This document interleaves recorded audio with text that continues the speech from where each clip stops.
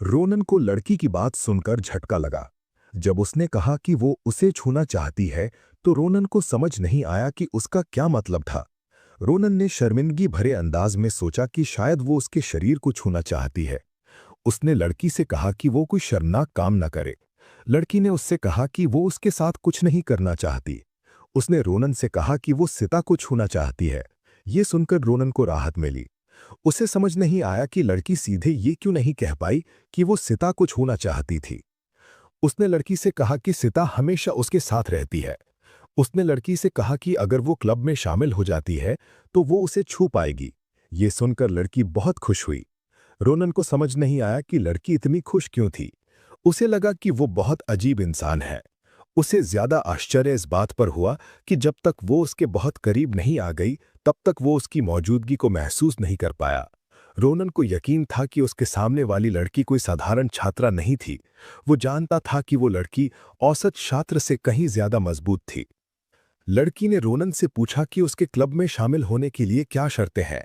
Ronan ने एक जादुई तरीके से बनाए गए पुतले की ओर इशारा किया और लड़की से उस पर अपनी तकनीक दिखाने के लिए कहा। उसने लड़की से उसका नाम और ग्रेड पूछा। लड़की ने रोनन से कहा कि वो जादू विभाग की जूनियर छात्रा है। उसने रोनन से कहा कि उसका नाम ओफिलिया डेनाइट है। जैसे ही उसने ये कहा, उसने अपने जादू को सक्रिय किया। उसकी आंखों से एक तेज रोशनी निकली और एक लाल और काली ऑरा ने उसे घेर लिया। रोनन और आदेशन ये देखकर चौंक गए। उन्हें विश्वास नहीं हो रहा था कि लड़की डार्क एट्रीब्यूट जादू का इस्तेमाल कर रही थी। ऐसा इसलिए था क्योंकि ये एट्रीब्यूट आम नहीं है। आदेशन को विश्वास नहीं हो रहा था कि ओफिलिया डार्क माना को पूरी तरह से नियंत्रित करने में सक्षम थी, क्योंकि इसे संभालना बहुत मुश्किल है। जब आदेशन ओफिलिया के जादू से मंत्रमुग्ध थी, तो रोनन ने ओफिलिया की माना के बारे में कुछ बहुत चौंकाने वाला देखा। जबकि ऊर्जा काफी हल्की थी, रोनन उसे अभी भी देख सकता था। वो ओफिलिया की माना के केंद्र से निकलने वाली खून जैसी लाल ऊर्जा को देख सकता था। रोनन खून जैसी लाल ऊर्जा को देखकर हैरान था। उसे तुरंत एहसास हुआ कि उसने ऐसी ऊर्जा पहले भी देखी है। ये माना सिता के पास मौजूद माना के समान थी। ओफिलिया ने अपनी ऊर्जा को अपनी उंगलियों पर इकट्ठा किया और शैडो क्लॉ नाम के एक मंत्र को सक्रिय किया। जैसे ही उसने मंत्र को सक्रिय किया, उसकी माना ने एक पंजे का रूप ले लिया और जादुई तरीके से बनाए गए पुतले पर हमला किया। जैसे ही उसके जादू ने पुतले को छुआ, वो फट गया। रोनन और आदेशन ओफिलिया की शक्तियों को देखकर चौंक गए। रोनन ने ओफिलिया से कहा कि उनके लिए द्वंद्व युद्ध करने की कोई जरूरत नहीं है। जब धमाके की धूल साफ हुई, तो रोनन और आदेशन ने देखा कि ओफिलिया ने अपने जादू से जादुई तरीके से बनाए गए पुतले को कैसे नष्ट कर दिया था। रोनन और आदेशन ये देखकर चौंक गए। रोनन ने ओफिलिया से कहा कि उसने परीक्षा पास कर ली है। ओफिलिया से ये कहने के बाद कि उसने परीक्षा पास कर ली है, रोनन उससे उसकी अनोखी माना के बारे में पूछना चाहता था। इससे पहले कि रोनन सवाल पूछता, ओफिलिया पहले से ही जानती थी कि वो क्या कहना चाहता है। ओफिलिया ने टेलीपैथिक मैजिक का इस्तेमाल करके रोनन से पूछा कि क्या उसने लाल खून जैसी ऊर्जा देखी। रोनन को अपने सिर में ओफिलिया की आवाज सुनकर झटका लगा। उसे विश्वास नहीं हो रहा था कि वो भी टेलीपैथी का इस्तेमाल कर सकती थी। ओफिलिया ने अपनी टोपी पहनी और रोनन से इसके बारे में किसी को ना बताने को कहा। उसने रोनन से कहा कि वो नहीं चाहती कि आदेशन और दूसरे लोगों को इसके बारे में पता चले। उसका मानना था कि अगर दूसरों को पता चला तो चीजें तनावपूर्ण और परेशान करने वाली हो जाएंगी। उसने रोनन से उसके पीछे बाहर आने को कहा। उसने उससे कहा कि उसके पास भी उससे कुछ सवाल है। अखाड़े से निकलने के बाद रोनन ने ओफिलिया को उन चीजों के बारे में बताया जो वो सिता के बारे में जानना चाहती थी। ओफिलिया ये जानकर हैरान हुई कि सिता एक ड्रीम बर्ड है। ओफिलिया को यह दिलचस्प लगा कि सिता उस क्षेत्र में मौजूद माना के साथ पैदा हुई थी। रोनन ने ओफिलिया से कहा कि वो भी उसके लिए दिलचस्प है। रोनन का मानना था कि ओफिलिया जैसे लोग बहुत पहले ही साम्राज्य छोड़ चुके थे। उसे विश्वास नहीं हो रहा था कि एक वैम्पायर उसके सामने खड़ा था। ओफिलिया ने रोनन से कहा कि सभी वैम्पायर ने साम्राज्य नहीं छोड़ा है। उसने रोनन से कहा कि साम्राज्य में अभी भी वैम्पायर की एक छोटी संख्या है, क्योंकि वैम्पायर को तनावपूर्ण चीजें पसंद नहीं है। उन्होंने लोगों के सामने खुद को ना दिखाने का फैसला किया है। ये सुनकर रोनन को आश्चर्य हुआ। उसे एहसास हुआ कि ओफिलिया के सामने आने की वजह, जबकि वह खुद को किसी के सामने नहीं लाना चाहती थी, सिता की माना थी। ओफिलिया ने रोनन से कहा कि जैसे ही उसने उसे प्लाजा में देखा, उसने सिता की ऊर्जा महसूस की। उससे विश्वास नहीं हो रहा था कि सिता के पास ब्लड मैजिक की ऊर्जा थी, जो वैम्पायर का जन्मजात जादू है। ये सुनकर रोनन को आश्चर्य नहीं हुआ, वो हमेशा सीता के अनोखे जादू के बारे में जानने को उत्सुक रहा था। उसे ये सही लगा कि सीता वैम्पायर की क्षमताओं का इस्तेमाल करने में सक्षम थी। उसने ओफिलिया से कहा कि पैदा होने के बाद सीता ने सबसे पहला काम खून सोखना किया था। ये सुनकर ओफिलिया चौंक गई। उसे विश्वास नहीं हो रहा था कि सीता ने पैदा होते ही सच में वैम्पायर जादू का इस्तेमाल किया था। रोनन को समझ नहीं आया कि ओफिलिया हैरान क्यों थी। ओफिलिया चिल्लाई और रोनन से पूछा कि सीता किस साल पैदा हुई थी। उसे लगा कि सीता 3 या 5 साल की होगी। रोनन और सीता ओफिलिया के व्यवहार को देखकर हैरान थे। रोनन ने ओफिलिया से कहा कि सीता को पैदा हुए सिर्फ 2 महीने हुए हैं। ओफिलिया को अपनी सुनी हुई बातों पर विश्वास नहीं हो रहा था। उसे विश्वास नहीं हो रहा था कि सीता को पैदा हुए सिर्फ 2 महीने हुए थे और फिर भी वह पहले से ही इतनी ज्यादा ब्लड माना छोड़ रही थी। उसके चेहरे पर एक अजीब भाव था। ओफिलिया को एहसास हुआ कि वह सीता के साथ कुछ हासिल कर सकती है। उसने रोनन से पूछा कि क्या वह उस पर एक एहसान कर सकता है। ये सुनकर रोनन हैरान था। उसने कभी नहीं सोचा था कि ओफिलिया उससे कोई एहसान मांगेगी, जबकि वे अभी अभी मिले थे। ओफिलिया ने रोनन से कहा कि वह आज सिर्फ सीता को देखने आई थी, लेकिन अब उसके लक्ष्य बदल गए हैं। उसने रोनन से कहा कि अगर वह उसका अनुरोध पूरा कर देता है तो वह बहुत कड़ी मेहनत करेगी। उसने रोनन से कहा कि वह अभी क्लब के लिए काम नहीं कर सकती क्योंकि उसे एक शोध करना है। ये सुनकर रोनन हैरान था। उसने उसे पूछा कि वह अपने शोध के लिए क्या इस्तेमाल करना चाहती है। अगले दिन रोनन और उसके क्लब के नए सदस्य द नेस्ट नाम की एक जगह पर गए। ये जगह अकेडमी का क्लब रूम क्षेत्र है। टीम क्लब रूम क्षेत्र में अपनी नई बिल्डिंग देखना चाहती थी। रोनन ये देखकर हैरान था कि अकेडमी ने छात्रों के क्लब के लिए पूरी एक बिल्डिंग समर्पित कर दी थी। उसे विश्वास नहीं हो रहा था कि अकेडमी उस पर इतना मेहरबान होगी। रोनन एस्ले और मरिया को देखने के लिए मुड़ा। उसे एहसास हुआ कि उनके बारे में कुछ अलग था। जब उसने ध्यान से देखा तो उसने देखा कि वे ग्रैंड कपाडोकी के द्वारा उनके लिए बनाए गए हथियार लिए हुए थे। रोनन ये देखकर हैरान था कि मरिया ने अपनी तलवार को दोहरी तलवार से एक बड़ी तलवार में बदल दिया था। मरिया ने रोनन से कहा कि द ग्रेट कमांडर नाम के एक लुहार ने उसकी ताकत के हिसाब से एक तलवार बनाई थी। एस्ले ने रोनन से कहा कि उसे एक जादुई कंगन मिला है। कंगन डिलियम नाम के मैजिक सिटी जादुई शहर के पत्थरों से बनाया गया था। अपने चेहरे पर मुस्कान के साथ एस्ले ने रोनन से कहा कि कंगन ने उसकी माना के नियंत्रण को बेहतर बनाने में मदद की है और उसकी गति और शक्ति दोगुनी हो गई है। रोनन अपने दोस्तों को मिले हथियारों की गुणवत्ता देखकर खुश था। मरिया ने रोनन से पूछा कि वह उन्हें क्लब रूम में हथियार के साथ क्यों लाना चाहता था। रोनन ने उसे कहा कि वह उसे अंदर बताएगा। अपने चेहरे पर एक गंभीर भाव के साथ रोनन ने अपने क्लब के सदस्यों से कहा कि वे यहाँ एक जरूरी बातचीत करने के लिए आए हैं। बैठने के बाद रोनन ने अपने सदस्यों से कहा कि उसने सिर्फ एक ही कारण से क्लब की स्थापना की थी। उसने उनसे कहा कि वह वास्तविक जीवन के अनुभवों के माध्यम से जितनी जल्दी हो सके उनकी व्यक्तिगत अवचेतन क्षमताओं को बेहतर बनाना चाहता है। बेशक असली वजह यह थी कि वह अपने क्लब के सदस्यों को उस दिन के लिए तैयार करना चाहता था जब अह्यूत और उसके दोस्त साम्राज्य पर हमला करेंगे। पहला स्थान जहां रोनन अपने समूह को ले जाना चाहता था वो थी वाडियान माउंटेन नाम की एक पर्वत श्रृंखला जिसकी साम्राज्य ने अभी तक खोज नहीं की थी। ये सुनकर मरिया और एस्ले चौंक गए कि वे एक पहाड़ पर जा रहे थे। ब्रैम रोनन की पसंद से बहुत खुश था। वाडियान माउंटेन काफी असामान्य होने के लिए जाना जाता है। रोनन का विश्वास था कि पहाड़ उनके लिए एक अच्छा अनुभव होगा। उसने अपने क्लब के सदस्यों से कहा कि पहाड़ पर उसका कुछ निजी काम भी है जिसे वह सुलझाना चाहता है। उसने अपना हाथ अपनी तलवार पर रखा और मरिया और एस्ले से कहा कि एक समस्या है जिसे उसे उनके साथ हल करना है। यह सुनकर मरिया और एस्ले हैरान थे। उन्हें याद नहीं आया कि उन्होंने कभी रोनन का अपमान किया हो। मरिया ने उससे कहा कि वह उसे समस्या बताए। रोनन ने उसे चिंता करने को ना कहा। उसने क्लब के सदस्यों से बाहर निकलने को कहा। अपने चेहरे पर मुस्कान के साथ रोनन ने क्लब के सदस्यों से कहा कि वह उनके साथ लड़ना चाहता है। सीन बदलता है और हम रोनन, मरिया और एस्ले को हॉलवे में देखते हैं। एस्ले ने रोनन से सफाई देने को कहा।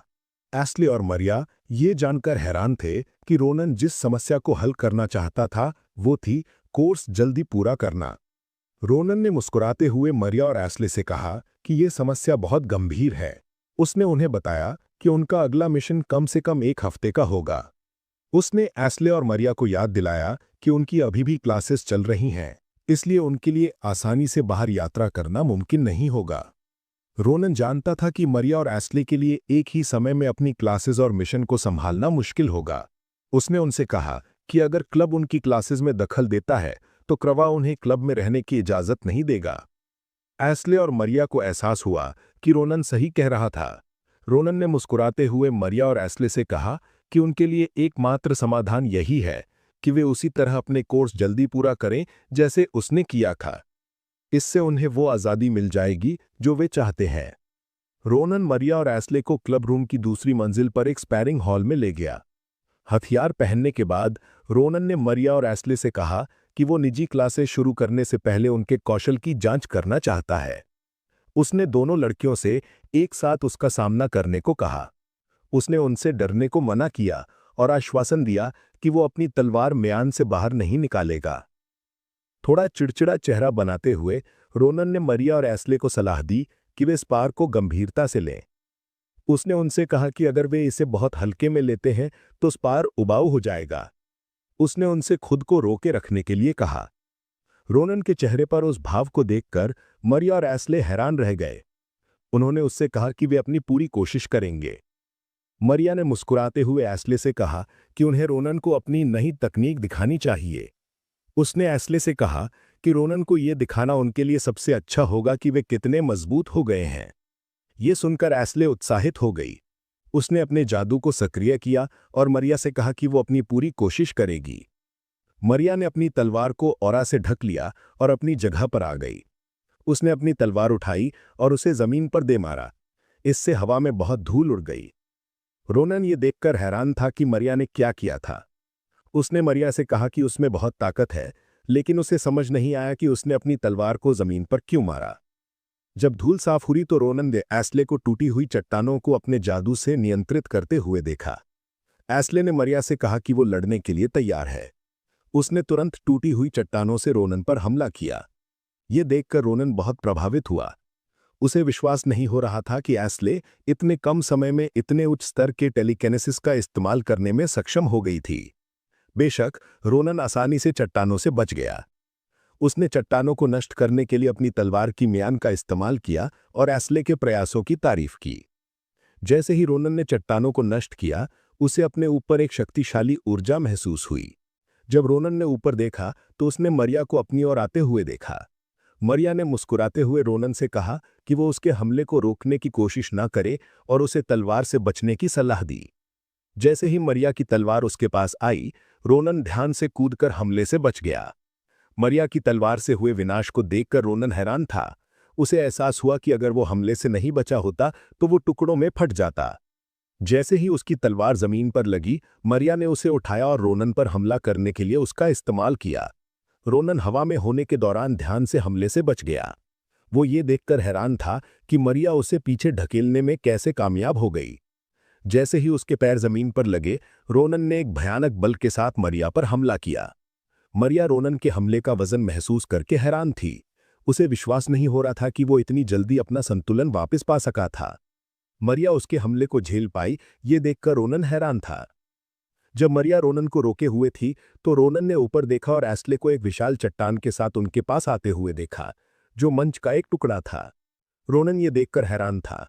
उसे एहसास हुआ कि मरिया और एस्ले उसकी उम्मीदों से कहीं ज्यादा आगे निकल गए थे। जैसे ही उसने हमला किया, एस्ले ने रोनन से मरिया को अकेला छोड़ने के लिए कहा। रोनन छोटी चट्टानों से बच गया। अपने चेहरे पर एक भयानक मुस्कान के साथ रोनन ने अपनी तलवार निकाली। ये देखकर कि रोनन ने अपनी तलवार निकाल ली थी, एस्ले ने अपनी विशाल चट्टान से रोनन पर हमला किया। रोनन ने एक मुद्रा ली और विशाल चट्टान के टुकड़े कर दिए। जितनी चट्टानों को रोनन ने काटा, उससे पूरा मंच धूल से ढक गया। जैसे ही धूल साफ हुई, रोनन ने एस्ले को उसे और ज्यादा चट्टानों से घेरे हुए देखा। ये देखकर रोनन हैरान था। उसने एस्ले से कहा कि वो बहुत बेहतर हो गई है। रोनन खुश था कि मरिया और एस्ले लापरवाह नहीं थे। उसने दोनों लड़कियों से कहा कि उन्होंने बहुत अच्छा काम किया था। रोनन ने एस्ले से कहा कि उसने उसे पूरी तरह से हैरान कर दिया। उसने उसे उसकी तरक्की के लिए बधाई दी। एस्ले ने रोनन को उसकी तारीफ के लिए धन्यवाद दिया। उसने रोनन से पूछा कि क्या उनका टेस्ट खत्म हो गया है। रोनन ने मुस्कुराते हुए कहा कि हाँ, टेस्ट खत्म हो गया है। उसने लड़कियों से कहा कि विशेष प्रशिक्षण 2 हफ्तों के भीतर पूरा हो जाना चाहिए। ये सुनकर मरिया और एस्ले को राहत मिली।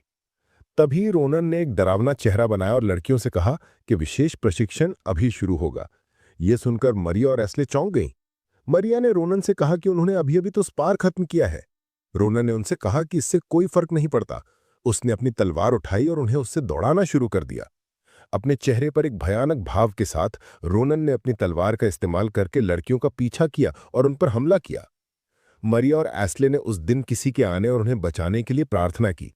उस दिन से एस्ले और मरिया ने कम सोने की कीमत पर भी विशेष प्रशिक्षण के लिए खुद को समर्पित कर दिया। 2 हफ्ते बाद हम रोनन को क्रावा के ऑफिस में देखते हैं।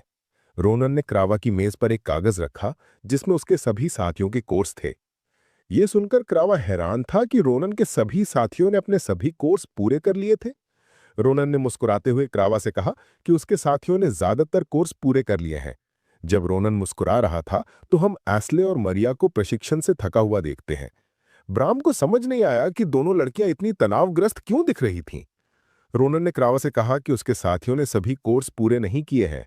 उसने क्रावा से कहा कि उन्होंने इतने कोर्स पूरे कर लिए हैं जो उन्हें स्कूल परिसर छोड़ने का परमिट दे सकते हैं। ये सुनकर क्रावा हैरान था। क्रावा ने मुस्कुराते हुए रोनन से कहा कि वो उसे एक आउटिंग पास देगा। उसने रोनन को उसके साहसिक कार्यों के लिए शुभकामनाएं दी।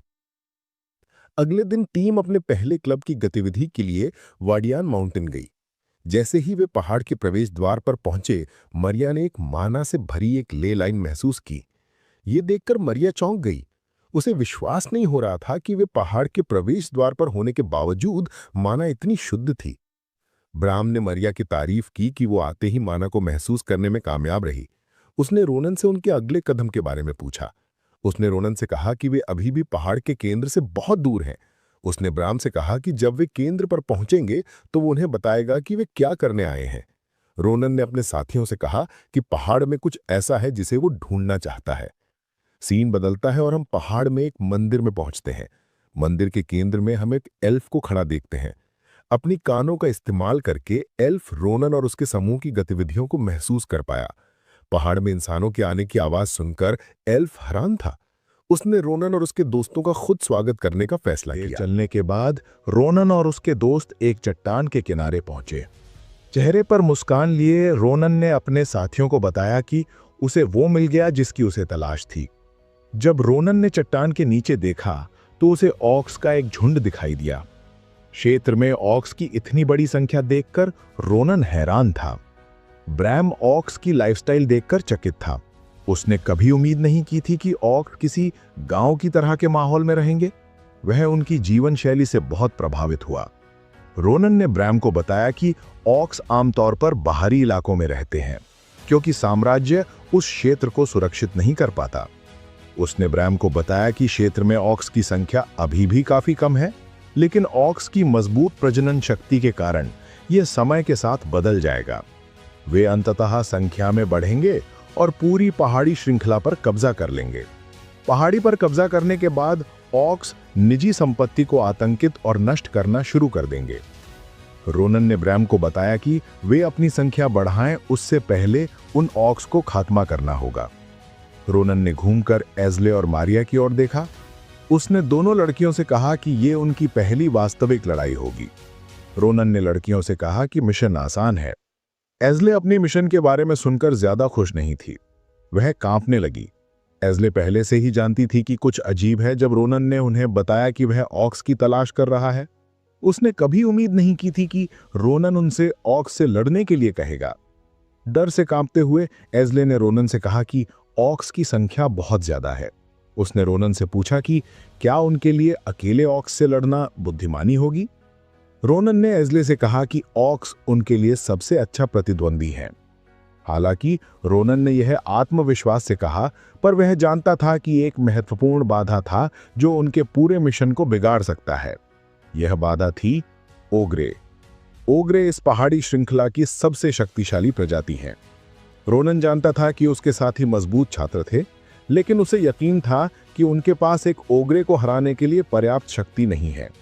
रोनन जानता था कि यदि वे कभी ओग्रेस के लीडर, जिसे जुड़वा सिर वाला ओग्रे कहा जाता है, से भिड़ गए तो उसके साथी अपनी जान गंवा देंगे। यहां तक कि रोनन को भी अपने पिछले जीवन में जुड़वा सिर वाले ओग्रे को हराने के लिए संघर्ष करना पड़ा था। हालांकि रोनन अपने साथियों को लेकर चिंतित था, पर उसे यकीन था कि ओग्रे को इस क्षेत्र में आने में काफी समय लगेगा।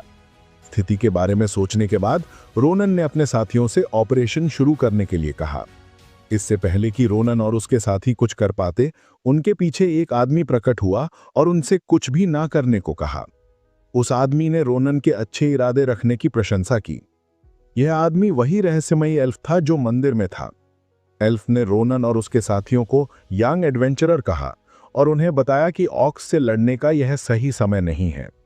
रोनन एल्फ की आवाज सुनकर हैरान था। उसे समझ नहीं आ रहा था कि क्या हो रहा है। रोनन के लिए ये समझ से परे था कि जब तक एल्फ ने उनसे बात नहीं की तब तक वह उसकी उपस्थिति को महसूस क्यों नहीं कर पाया। रोनन एल्फ की पहचान के बारे में जिज्ञासु हो गया। चेहरे पर मुस्कान लिए एल्फ ने रोनन और उसके साथियों से सतर्क ना रहने को कहा। उसने उन्हें बताया कि वह पहाड़ पर रहने वाला एक प्रीस्ट है। यह सुनकर रोनन हैरान रह गया। एल्फ ने रोनन और उसके दोस्तों को बताया कि वह एक प्रीस्ट है जो एक पुराने देवता की पूजा करता है जिसका दिव्य नाम सेनानियल है। एल्फ ने रोनन और उसके दोस्तों से कहा कि उचित बातचीत के लिए उनके लिए कहीं और जाना बेहतर होगा। जब एल्फ बात कर रहा था, रोनन ने अपना हाथ अपनी तलवार पर रखा और एक मुद्रा ली। एल्फ ने उन्हें बताया कि उनकी वर्तमान जगह सुरक्षित नहीं है। इससे पहले कि एल्फ कुछ और कह पाता, रोनन ने अपनी तलवार निकाली और एल्फ की ओर तान दी। यह देखकर एल्फ चौंक गया। वह समझ नहीं पा रहा था कि क्या हो रहा है। एज़ले और मारिया रोनन के कार्यों से भ्रमित थीं। मारिया ने रोनन से पूछा कि वह क्या कर रहा है। रोनन ने अपने कार्यों के लिए एल्फ से माफी मांगी। आंखों में धातक नजर के साथ रोनन ने एल्फ से कहा कि वह पिछले कुछ दिनों में बहुत सारे पागलों से मिला है। उसने एल्फ से उसके पीछे दोहराने को कहा। एल्फ समझ नहीं पा रहा था कि क्या हो रहा है। उसे समझ नहीं आया कि रोनन इतना विचित्र व्यवहार क्यों कर रहा है।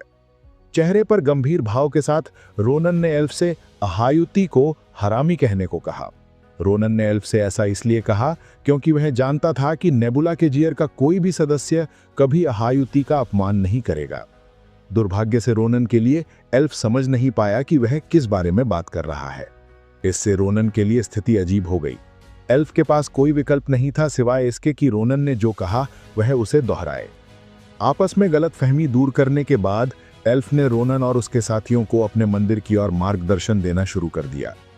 मंदिर के रास्ते में एल्फ ने रोनन से कहा कि उसे ऐसा बुरा शब्द कहने में शर्मिंदगी महसूस हो रही है।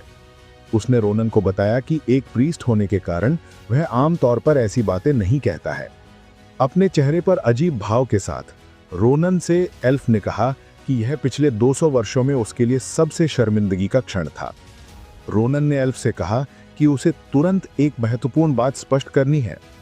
रोनन के इतना कहते ही उसे एहसास हुआ कि एल्फ ने कहा था कि यह पिछले 200 वर्षों में उसके लिए सबसे शर्मिंदगी का क्षण था। रोनन ने एल्फ से उसकी उम्र पूछी। एल्फ ने रोनन से कहा कि उसे अपनी उम्र याद नहीं है। उसने रोनन को बताया कि उसने बहुत पहले गिनती बंद कर दी थी। उसने रोनन को बताया कि उसकी उम्र लगभग 1000 वर्ष है। रोनन और उसके दोस्त ये सुनकर हैरान रह गए। रोनन को एहसास हुआ कि एल्फ का जन्म साम्राज्य की स्थापना से भी पहले हुआ था। रोनन ने सुना था कि एल्फ की उम्र लंबी होती है, लेकिन उसने कभी उम्मीद नहीं की थी कि ये इतनी लंबी होगी। रोनन समझ नहीं पा रहा था कि क्या हो रहा है। उसने पहले कभी इतनी अजीब बात नहीं सुनी थी। शांत होने के बाद रोनन ने एल्फ से पूछा कि उसने उन्हें ऑक्स से लड़ने के लिए मना क्यों किया था। एल्फ ने रोनन को बताया कि पहाड़ के आसपास के मॉन्स्टरों के व्यवहार में कुछ अजीब है। उसने रोनन को बताया कि एक असामान्य घटना हो रही है जहां ऑर्क्स, जो रात में बाहर नहीं निकलते, अब हर रात पहाड़ों में भटक रहे हैं। ओग्रे, जो शायद ही कभी अपना क्षेत्र छोड़ते हैं, उन्हें पहाड़ी श्रृंखलाओं के बाहरी इलाकों में देखा जा रहा है। चूंकि इस समस्या की जड़ का अभी तक पता नहीं चला है, इसलिए एल्फ का मानना था कि रोनन और उसके दोस्तों के लिए ऑक्स से न लड़ना सुरक्षित होगा। अपने इरादों को साझा करने के बाद एल्फ ने अपना हाथ फैलाया और हवा को छूने के लिए माना का उपयोग किया। जैसे ही उसने ऐसा किया, एक बैरियर प्रकट हो गया। उसने अपना हाथ बैरियर पर रखा और वो गायब होने लगा। रोनन और उसके दोस्त इतने बड़े बैरियर को गायब होते देखकर हैरान थे। बैरियर हटने के बाद एल्फ ने रोनन और उसके दोस्तों का सेनियल के मंदिर में स्वागत किया। ब्राम बीच में ऐसी विस्तृत संरचना देखकर हैरान था। ब्राम को आश्चर्य हुआ कि एल्फ इतने उच्च स्तर के बैरियर मैजिक का उपयोग करने में सक्षम था, जो पूरे मंदिर को कवर कर सकता था। एसिले ने ब्राम से कहा कि इस स्तर का बैरियर मैजिक पागलपन है। उसने ब्राम से कहा कि एल्फ अकेडमी के प्रशिक्षकों की तुलना में कहीं अधिक शक्तिशाली है। एसिले ने रोनन से पूछा कि क्या वो मंदिर के अस्तित्व के बारे में जानता था। रोनन ने उससे कहा कि वो भी उतनी ही हैरान है जितनी तुम है। रोनन को यकीन था कि कोई भी सामान्य एल्फ इतना शक्तिशाली नहीं हो सकता। वो एल्फ की पहचान के बारे में और अधिक जिज्ञासु हो गया। चेहरे पर मुस्कान लिए एल्फ ने रोनन और उसके दोस्तों से मंदिर के अंदर आने के लिए कहा। जब रोनन और उसके साथी मंदिर के केंद्र में पहुंचे तो उन्होंने उस देवता को देखा जिसकी एल्फ पूजा कर रहा था। रोनन ये देखकर हैरान था कि सेनियल एक बदसूरत चट्टान थी। एल्फ ने रोनन से कहा कि चट्टान का अपना एक अर्थ है। उसने टीम से कहा कि जब वो चट्टान के पीछे की कहानी सुनेंगे तो थक जाएंगे। एल्फ ने रोनन और उसकी टीम से मंदिर में एक खाली कमरा लेने के लिए कहा। उसने उनसे अपना सामान रखने और कुछ आराम करने के लिए कहा। उसने उनसे कहा कि अगर उन्हें कुछ चाहिए तो वे उससे बात करें। मरिया के दिमाग में ये सुनते ही एक विचार आया। उसने रोनन को धक्का दिया और उससे एल्फ से पूछने के लिए कहा जो वो ढूंढ रहा है। रोनन ने एल्फ से कहा कि वो कर्स आई के निवास की तलाश कर रहा है। यह सुनकर एल्फ हैरान रह गया। उसने रोनन से पूछा कि वो ऐसे मॉन्स्टर के निवास की तलाश क्यों कर रहा है। उसने रोनन से पूछा कि क्या वो उस पर किए गए कर्स के कारण कर्स आई की तलाश कर रहा है। ये सुनकर रोनन भयभीत हो गया। उसे पता नहीं था कि एल्फ उसके रहस्य का पता लगाने में कैसे सक्षम हुआ। उसने एल्फ से पूछा कि वो उसके रहस्य को कैसे जान पाया। प्रीस्ट रोनन के व्यवहार के कारण रोनन के कर्स के बारे में अपने संदेह की पुष्टि करने में सक्षम हुआ। उसने रोनन से कहा कि वो उसके आसपास मौजूद अजीब और खतरनाक एको के कारण उसके कर्स के बारे में जिज्ञासु रहा है। चेहरे पर गंभीर भाव लिए प्रीस्ट ने रोनन से कहा कि वो उसे कुछ समय दे। उसने रोनन से कहा कि वो उससे बातचीत करना चाहता है। दृश्य बदलता है और हम रोनन और एल्फ को एक बगीचे में देखते हैं। रोनन के लिए कुछ चाय तैयार करते हुए एल्फ रोनन से कहता है कि जब से वो उससे मिला था तभी से वो जानता था कि रोनन कोई सामान्य छात्र नहीं है। ये सुनकर रोनन हैरान था। उसे समझ नहीं आया कि कैसे प्रतिक्रिया दे। वो बस अजीब तरह से मुस्कुरा सका। रोनन समझ नहीं पा रहा था कि क्या हो रहा है। उसे पता नहीं चला कि वो कब प्रीस्ट के प्रवाह में बह गया। उसने अपने संदेह को न भूलने के लिए जल्दी से अपना हाथ अपनी तलवार पर रख लिया। रोनन को अपनी स्थिति के बारे में पता नहीं था कि क्या करे। उसने सोचा कि क्या वो प्रीस्ट के बारे में बहुत संवेदनशील हो रहा है। वो पूरी तरह से आश्वस्त नहीं था कि प्रीस्ट नेबुला केजियर का हिस्सा नहीं था। उसे यकीन था कि प्रीस्ट दोलन के समान माना उत्सर्जित नहीं कर रहा था। और जब उसने आहायुति का उल्लेख किया तो प्रीस्ट की कोई प्रतिक्रिया नहीं थी। ये देखकर कि रोनन अपने विचारों में खोया हुआ था, प्रीस्ट ने रोनन से चाय पीने के लिए कहा। उसने रोनन से कहा कि चाय उसकी मदद करेगी। रोनन ने कप में रखी चाय को ध्यान से देखा। उसे यकीन नहीं था कि प्रीस्ट ने चाय में जहर मिलाया है या नहीं। क्या करे, ये सोचते हुए रोनन को चाय की एक खुशबू आई। रोनन ने इतनी अद्वितीय महक वाली कोई चीज पहले कभी नहीं सूंघी। जब उसने ऊपर देखा तो उसे कुछ ऐसा दिखा जिसने उसे हैरान कर दिया। रोनन ने प्रीस्ट को माना का एक अद्वितीय प्रवाह उत्सर्जित करते हुए देखा। रोनन ने माना का इतना ज्वलंत प्रवाह पहले कभी नहीं देखा था। उसे समझ नहीं आया कि क्या हो रहा है। चेहरे पर मुस्कान लिए प्रीस्ट ने रोनन से पूछा कि क्या उसे चाय की खुशबू पसंद आई। प्रीस्ट के सवाल पर रोनन को समझ नहीं आया कि वो क्या प्रतिक्रिया दे। उसे समझ नहीं आ रहा था कि क्या हो रहा है। वो जो देख रहा था उस पर उसे विश्वास नहीं हो रहा था। उसे यकीन नहीं हो रहा था कि माना इतना ज्वलंत और स्पष्ट भी हो सकता है। प्रीस्ट ने रोनन से कहा कि ये चाय किसी को भी माना को बिल्कुल नई नजर से देखने की शक्ति देती है। ये सुनकर रोनन चौंक गया। उसने प्रीस्ट से पूछा कि उसने चाय में क्या डाला है। चेहरे पर मुस्कान लिए प्रीस्ट ने रोनन से कहा कि ये चाय एक औषधीय वाली जड़ी बूटी से तैयार की जाती है जो ले लाइन में भी बहुत कम उगती है। ये चाय किसी के शरीर में दबी हुई ऊर्जा को मुक्त करके इंद्रियों को पुनर्जीवित करती है। रोनन पर चाय का असर इतनी जल्दी देखकर प्रीस्ट हैरान था। उसने रोनन से कहा कि ज्यादातर लोगों को चाय का असर तुरंत महसूस नहीं होता। उसने रोनन से कहा कि चाय का असर इसलिए हुआ होगा क्योंकि उसकी ऊर्जा उसके कर्स के कारण ब्लॉक थी। रोनन की इस प्रतिक्रिया से प्रीस्ट को एहसास हुआ कि रोनन को माना की एक बड़ी मात्रा दिखाई दे रही होगी। प्रीस्ट ने रोनन से कहा कि वो चाय की सामग्री उसके लिए पैक कर देगा। उसने रोनन से नियमित रूप से चाय पीने को कहा। उसने रोनन से विनती की कि वो अपने कर्स को हटाने के लिए कर्स आई का उपयोग ना करे। यह सुनकर रोनन हैरान रह गया। वो समझ नहीं पाया कि प्रीस्ट किस बारे में बात कर रहा था।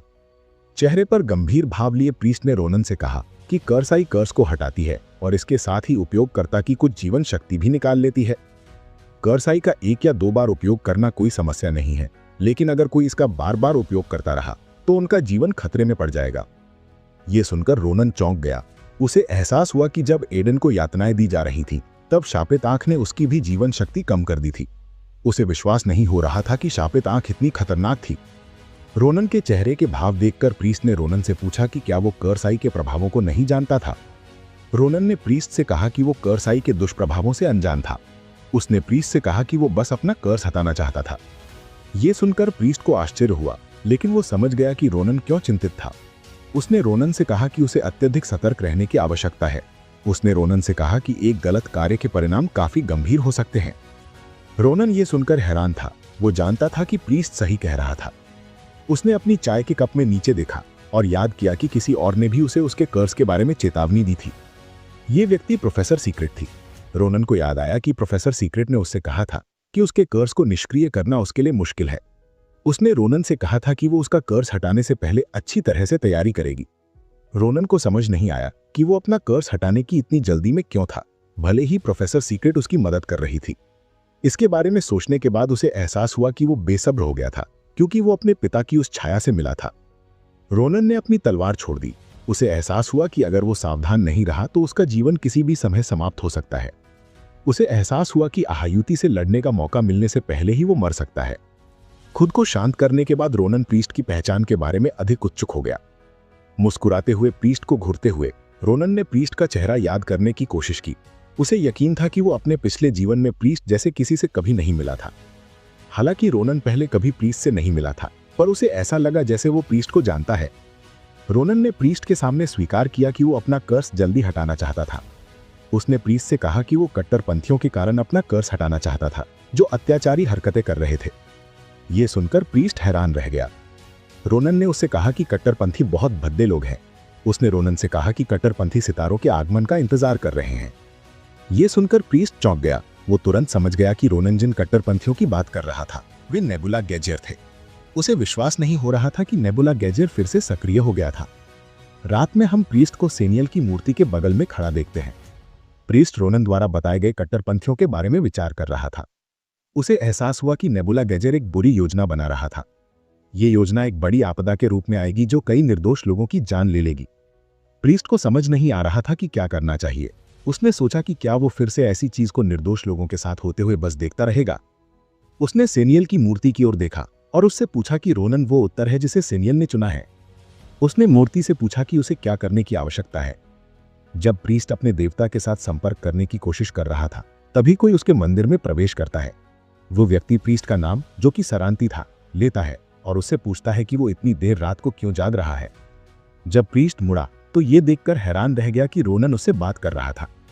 सरांती ने रोनन से पूछा कि वो रात में मंदिर के केंद्र में क्या कर रहा था। उसने रोनन से पूछा कि क्या उसका बिस्तर आरामदायक नहीं था। रोनन ने सरांती से कहा कि वो बस कुछ पानी लेने के लिए अपने कमरे से बाहर निकला था। वो ऊपर देखा और सरांती से कहा कि उसके देवता की मूर्ति दिलचस्प है। उसने सरांती से कहा कि उसने कभी उम्मीद नहीं की थी कि एक चट्टान एक दिव्य मूर्ति होगी। उसने सरांती से पूछा कि क्या चट्टान के पीछे कोई छिपा हुआ अर्थ है। चेहरे पर मुस्कान लिए सरांती ने रोनन से कहा कि हर 1000 साल में एक बार उसका चर्च साम्राज्य क्षेत्र के बहुत दूर कोने में स्थित डाकुंजा नामक एक पवित्र स्थान पर 1000 चट्टानों को ले जाता है। डाकुंजा एक ऐसी जगह है जहां हमेशा मजबूत तूफान चलते हैं। वहां की अधिकांश चट्टानें झरने और गायब होने से पहले 200 साल से भी कम समय तक टिकी रहती हैं। हालांकि अधिकांश चट्टानें नष्ट हो जाती हैं, लेकिन कुछ निश्चित चट्टानें हैं जिन्होंने हजारों वर्षों तक परीक्षा का सामना किया है और समय से परे जाने का प्रमाण दिया है। ऐसी चट्टानों में बसी गई महान आत्मा ही सेनियल की दिव्य मूर्ति बन जाती है। आत्मविश्वास से भरी नजर के साथ सारंती ने रोनन से कहा कि उसे वो दिन याद है जब उसने और उसके भाइयों ने दिव्य चट्टान को मंदिर में स्थानांतरित किया था। ये सुनकर रोनन हैरान था। उसे एहसास हुआ कि सारंती बहुत बूढ़ा है। उसे समझ नहीं आया कि कैसे प्रतिक्रिया दे। रोनन को पता चला कि मंदिर में बहुत सारे प्रीस्ट थे। उसने सारंती से पूछा कि बाकी प्रीस्टों को क्या हुआ। सारंती ने रोनन से कहा कि उनमें से अधिकांश व्यक्तिगत परिस्थितियों के कारण चले गए। उसने रोनन से कहा कि भगवान की पूजा करना आसान नहीं है। उसने रोनन से कहा कि उसके भाई एक ऐसे भगवान के लिए अपना जीवन समर्पित नहीं कर सकते जो वे कितनी भी देर तक इंतजार करें कभी जवाब नहीं देता। उसने रोनन से कहा कि उसने भी कई बार अपने विश्वास को छोड़ने की सोची और कई बार ऐसा हुआ जब वह स्वतंत्र होना चाहता था। हालांकि हर बार जब भी वह जाने की कोशिश करता तो उसे एक अजीब सा एहसास होता और उसी एहसास ने उसे एक प्रीस्ट के रूप में अपनी सेवा जारी रखने के लिए प्रेरित किया।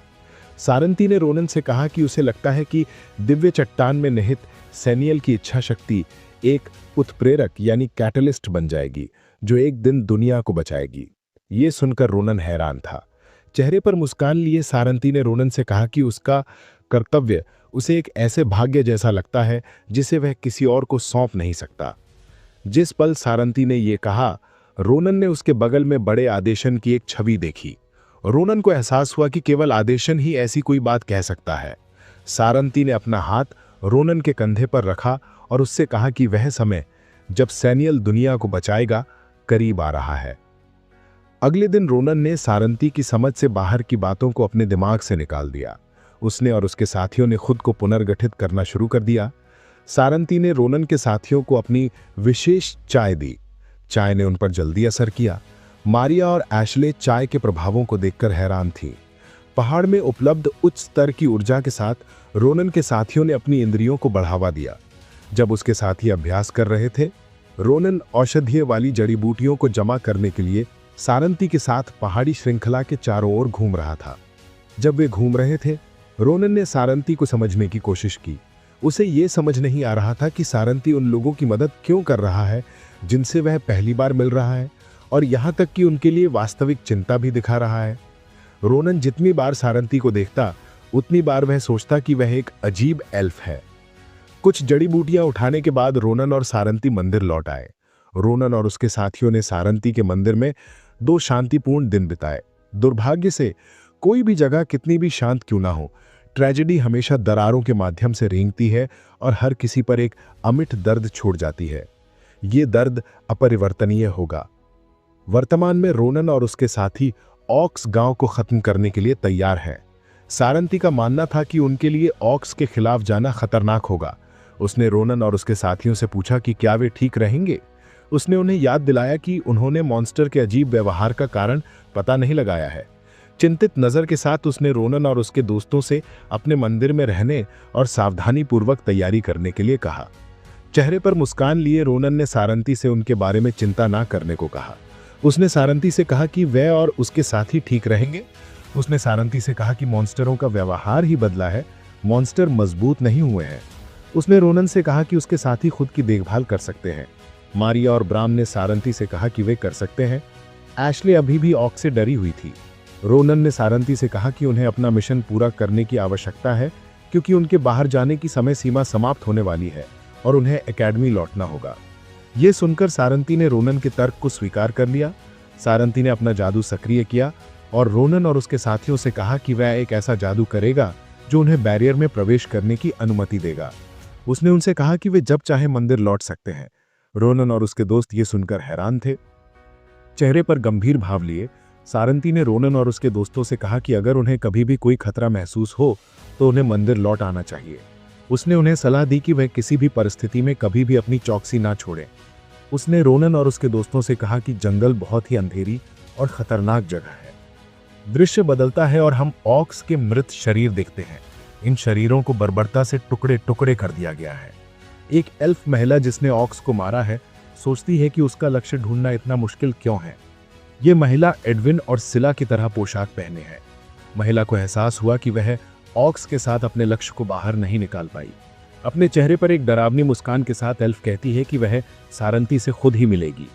जैसे ही महिला ये कहती है, हम जुड़वा सिर वाले ओगर को उसके बगल में घुटने टेके दृश्य बदलता है। हम रोनन और उसके साथियों को ऑर्क के कैंप में पहुंचते हुए देखते हैं। ऑर्क्स को इंसानों के कपड़े पहने देखकर रोनन हैरान रह गया। केवल कपड़े ही नहीं, उनके पास इंसानों के एक्सेसरीज और गहने भी थे। रोनन को तुरंत एहसास हुआ कि ऑर्क्स ने पहले ही उनके सबसे निकटतम गांव को लूट लिया था। उसने कभी नहीं सोचा था कि वे इतनी जल्दी किसी गांव को लूट लेंगे। उसने पीछे मुड़कर अपने साथियों से पूछा, क्या वे लड़ने के लिए तैयार हैं? मारिया, एशले और ब्राम ने रोनन की ओर आत्मविश्वास से भरी निगाहों से देखा। गंभीरता से देखते हुए रोनन ने कहा कि हमें इस ऑर्क कैंप के हर एक ऑक्स को नष्ट करना होगा। फिर हम 2 ऑक्स को उनकी भाषा में बातचीत करते हुए देखते हैं। दोनों अपनी चोरी की हुई एक्सेसरीज की तारीफ कर रहे थे। कमीज पहने हुए ऑक्स ने अपने साथी से कहा, तुम्हारा हार शानदार लग रहा है। ये सुनकर दूसरा और खुश हुआ। उसने बताया कि वह हार उस छोटे बच्चे का था जो उनके द्वारा लूटे गए गांव में रहता था। एक घिनौना मुस्कान के साथ ऑर्क ने अपने दोस्त से कहा कि मरने से पहले बच्चा बहुत रोया और संघर्ष किया। उसने बच्चे को बहुत परेशान करने वाला बताया। जैसे ही दोनों ऑर्क्स बात कर रहे थे, एशले ने अपनी टेलीकिनेसिस का उपयोग किया और मारिया और ब्राम को उनके बीच सुरक्षित रूप से उतार दिया। और को समझ नहीं आया कि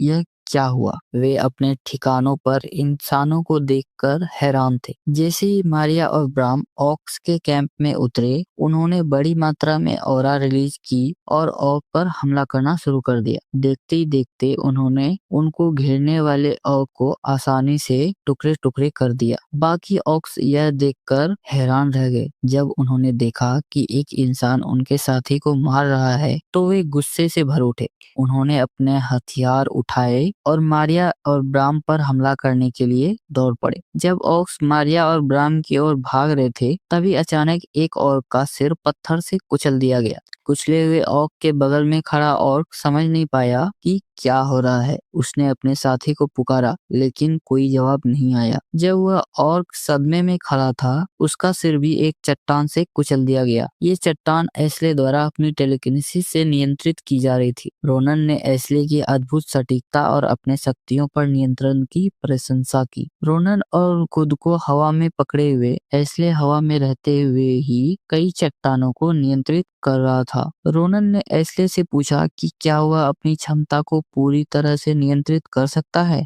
एस्ले आत्मविश्वास से कहा, हाँ, मैं कर सकता हूँ। जब रोनन एस्ले से बात कर रहा था, ऑक आसमान में तैरती चट्टानों की बड़ी संख्या को देखकर डर में खड़े थे। अपने चेहरे पर एक खौफनाक नजर लिए रोनन ने एस्ले से कहा कि वह अपने चट्टानों से ऑक का सफाया कर दे। एस्ले इस विचार से खुश नहीं था। हालांकि वह रोमांचित नहीं था, पर उसके पास रोनन के आदेश का पालन करने के अलावा कोई विकल्प नहीं था। उसने अपना हाथ लहराया और चट्टानों को ऑक्स की ओर लॉन्च कर दिया। ऑक्स अपने ओर आती चट्टानों को देखकर भयभीत हो गए और जान बचाने के लिए भागने लगे। लड़ाई खत्म होने के बाद हम रोनन और उसके साथियों को और गांव के चारों ओर चलते हुए देखते हैं। जैसे ही क्षेत्र में धूल छटी, एस्ले डर गया। उसने अपने मैजिक से मारे हुए बहुत से मृत और को देखा। उसने रोनन से कहा कि उसे अपने किए के लिए निश्चित रूप से सजा मिलेगी। रोनन ने एस्ले को गले से पकड़ा और उसे चिंता न करने को कहा। उसने उससे कहा कि उसे ऐसी चीज के लिए कोई सजा नहीं मिलेगी। उसने उससे यह भी कहा कि अगर उसे कभी सजा मिली तो वह भी सजा लेने के लिए उसके साथ शामिल हो जाएगा। ब्राम ने भी एस्ले से कहा कि वह सजा लेने में उसके साथ शामिल होगा। अपने चेहरे पर एक चमकीली मुस्कान के साथ ब्राम ने एस्ले से कहा कि अगर उन्हें कभी सजा मिली तो उसे निश्चित रूप से सबसे बड़ी सजा मिलेगी। एस्ले यह सुनकर खुश नहीं हुआ, वह रोने लगा। मारिया को विश्वास नहीं हुआ कि ब्राम ने वास्तव में ऐसी बात कही। उसने ब्राम से कहा कि वह बिल्कुल भी मददगार नहीं था। ब्राम को समझ नहीं आया कि मारिया किस बारे में बात कर रही थी। उसने सोचा था कि उसके शब्द एस्ले का उत्साह बढ़ाएंगे। रोनन मुस्कुराया जब उसने देखा कि उसके साथी कैसे झगड़ रहे थे। वह ये देखकर खुश था कि उसके साथी वास्तविक युद्ध में अपना कौशल दिखाने में सक्षम थे। उसे विश्वास था कि पहाड़ियों की यह यात्रा उसके साथियों के लिए बहुत मददगार रही है। रोनन को यकीन था कि अगली बार जब वे पहाड़ों पर आएंगे तो उसके साथी अधिक खतरनाक विरोधियों का सामना करने में सक्षम होंगे। जब रोनन सोच रहा था, सीटा ने अपना हाथ उसके चेहरे पर रखा। रोनन ये देखकर हैरान था। उसने सीटा से पूछा कि क्या गलत था। रोनन ने देखा कि सीटा उसे एक विशेष दिशा की ओर इशारा कर रहा था। उसने सीटा से पूछा कि क्या वहाँ कुछ है। जब रोनन और एस्ले जंगल में चले गए तो उन्होंने एक व्यक्ति को पेड़ से बंधा हुआ देखा। ध्यान से देखने पर उन्होंने पाया कि वह व्यक्ति एक एल्फ था। रोनन और एस्ले यह देखकर हैरान थे कि एल्फ कितना घायल था। रोनन ने सोचा कि क्या ऑक्स ने एल्फ को आपातकालीन भोजन के रूप में बांध रखा था। एल्फ के शरीर से रस्सी हटाते हुए रोनन ने सीटा से एल्फ पर हीलिंग मैजिक का उपयोग करने के लिए कहा। जब सीटा ने अपने मैजिक सक्रिय किया तो एल्फ धीरे धीरे होश में आने लगी। एस्ले ने रोनन से कहा कि एल्फ जाग रही है। जब रोनन ने ये सुना तो उसने एल्फ से पूछा कि क्या वह बात कर सकती है। जैसे ही एल्फ पूरी तरह से होश में आई, वह रोनन और उसके दोस्त को देखकर चौंक गई। उसने तुरंत रोनन और उसके दोस्त को घेरने वाले अद्वितीय माना को पहचान लिया। वह रोनन और उसके दोस्तों से माना के बारे में पूछना चाहती थी। दुर्भाग्य से उसका शरीर एक भयानक स्थिति में था। कुछ भी कहने से पहले उसने कुछ खून थूका। रोनन यह देखकर चौंक गया। उसे एहसास हुआ कि सीटा का मैजिक एल्फ को ठीक करने में सक्षम नहीं था। रोनन समझ नहीं पाया कि क्या हो रहा था। सीटा का मैजिक हमेशा सब पर काम करता था। अपनी कुछ शक्ति वापस पाने के बाद एल्फ ने रोनन से पूछा कि क्या वह और उसके दोस्त मंदिर से आ रहे हैं। रोनन ये सवाल सुनकर हैरान था। उसे समझ नहीं आया एल्फ उनके आने जाने के बारे में कैसे जान पाई। एल्फ ने डर भरी आंखों से अपना हाथ रोनन के कंधों पर रखा। वह रोनन से उसे सारांती के पास ले जाने की भीख मांगती है। वह उससे कहती है कि कुछ लोग सारांती के लिए आ रहे हैं। उसने रोनन से कहा कि अगर उन्हें देर हुई तो सारांती का जीवन खतरे में पड़ जाएगा। जैसे ही उसने यह कहा वह बेहोश हो गई। रोनन और उसके दोस्त एल्फ की बात सुनकर हैरान थे। उसे समझ नहीं आया कि अब क्या करना है। दृश्य बदलता है और हम सारांती को मंदिर के केंद्र में देखते हैं। सारांती अपने देवता की मूर्ति को साफ कर रहा था। जब सारांती सफाई कर रहा था तभी कोई मंदिर में प्रवेश करता है। यह व्यक्ति रोनन है। एल्फ को पकड़े हुए रोनन ने सारांती को आवाज दी। सारांती मंदिर में रोनन को देखकर हैरान था। उसने रोनन से पूछा कि वह इतनी जल्दी वापस क्यों आ गया। उसने रोनन से पूछा कि क्या कोई दुर्घटना हुई है। रोनन मंदिर में सारांती को देखकर खुश था। उसने सारांती से एल्फ को देखने के लिए कहा। उसने बताया कि एल्फ एक कैदी थी जिसे ऑर्क गांव में रखा गया था। उसने सारंती को बताया कि ऑर्क गांव को नष्ट करने के बाद उसने और उसके दोस्तों ने एल्फ को बचाया। रोनन ने सारंती के सामने खुलासा किया कि एल्फ उससे मिलना चाहती थी। सारंती को समझ नहीं आया कि रोनन किस बारे में बात कर रहा था। जब उसने एल्फ को ध्यान से देखा तो उसने तुरंत उसे पहचान लिया। एल्फ की हालत देखकर सारंती हैरान था। सारंती ने एल्फ का नाम लिया जो कि ब्रिया थी। सारंती ने ब्रिया की ओर अपना हाथ बढ़ाया। उसे विश्वास नहीं हो रहा था कि ब्रिया इतनी भयानक स्थिति में हो सकती है। उसने सोचा कि उसके साथ क्या हुआ होगा। दृश्य बदलता है और हम मारिया और उसके टीम के अन्य सदस्यों को और गांव में देखते हैं। मारिया ने ब्राम से कहा कि उसने और एस्ले ने इलाके के चारों ओर देखा और उन्हें कोई नहीं दिखा। ब्राम ने भी चारों ओर जांच की थी और उसे भी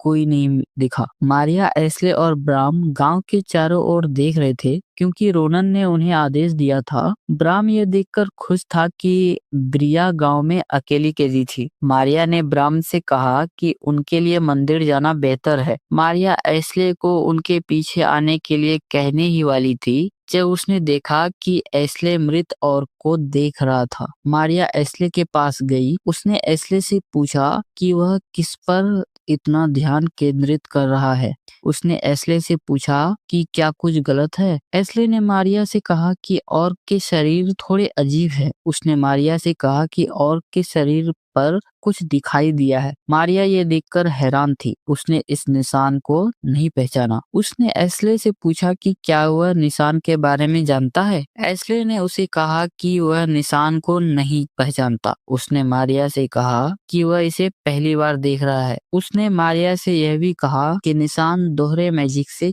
छिपे हुए थे। एस्ले ऑर्क्स के सिर पर दिखाई देने वाले जादुई घेरे की प्रकृति के बारे में उत्सुक हो गया था। वह जानना चाहता था कि ये घेरे किस लिए लगाए गए थे। दृश्य बदलता है और हम रोनन और सारांती को एक कमरे में देखते हैं। सारांती ने ब्रिया को एक बिस्तर पर लेटा दिया था। सारांती ने रोनन से कहा कि उसने प्राथमिक उपचार यानी फर्स्ट एड कर दिया है। उसने रोनन से कहा कि अब उसे ब्रिया के बारे में चिंता करने की आवश्यकता नहीं है। रोनन ने सारंती से पूछा क्या वह ठीक महसूस कर रहा है। उसने सारंती से कहा कि ब्रिया पर हीलिंग मैजिक ने काम नहीं किया था। रोनन ने सोचा कि कहीं सारंती ब्रिया का इलाज करते समय किसी अजीब जहर से अनजाने में जहरीला तो नहीं हो गया। चेहरे पर मुस्कान लिए सारंती ने रोनन से उसके बारे में चिंता न करने को कहा। उसने रोनन से कहा कि वह ठीक हो जाएगा। उसने रोनन से कहा कि पहले ही ब्रिया को एंटीडोट दे दिया है। सारंती ने रोनन से कहा कि वह उसका बहुत आभारी है। उसने रोनन से कहा कि ब्रिया उसकी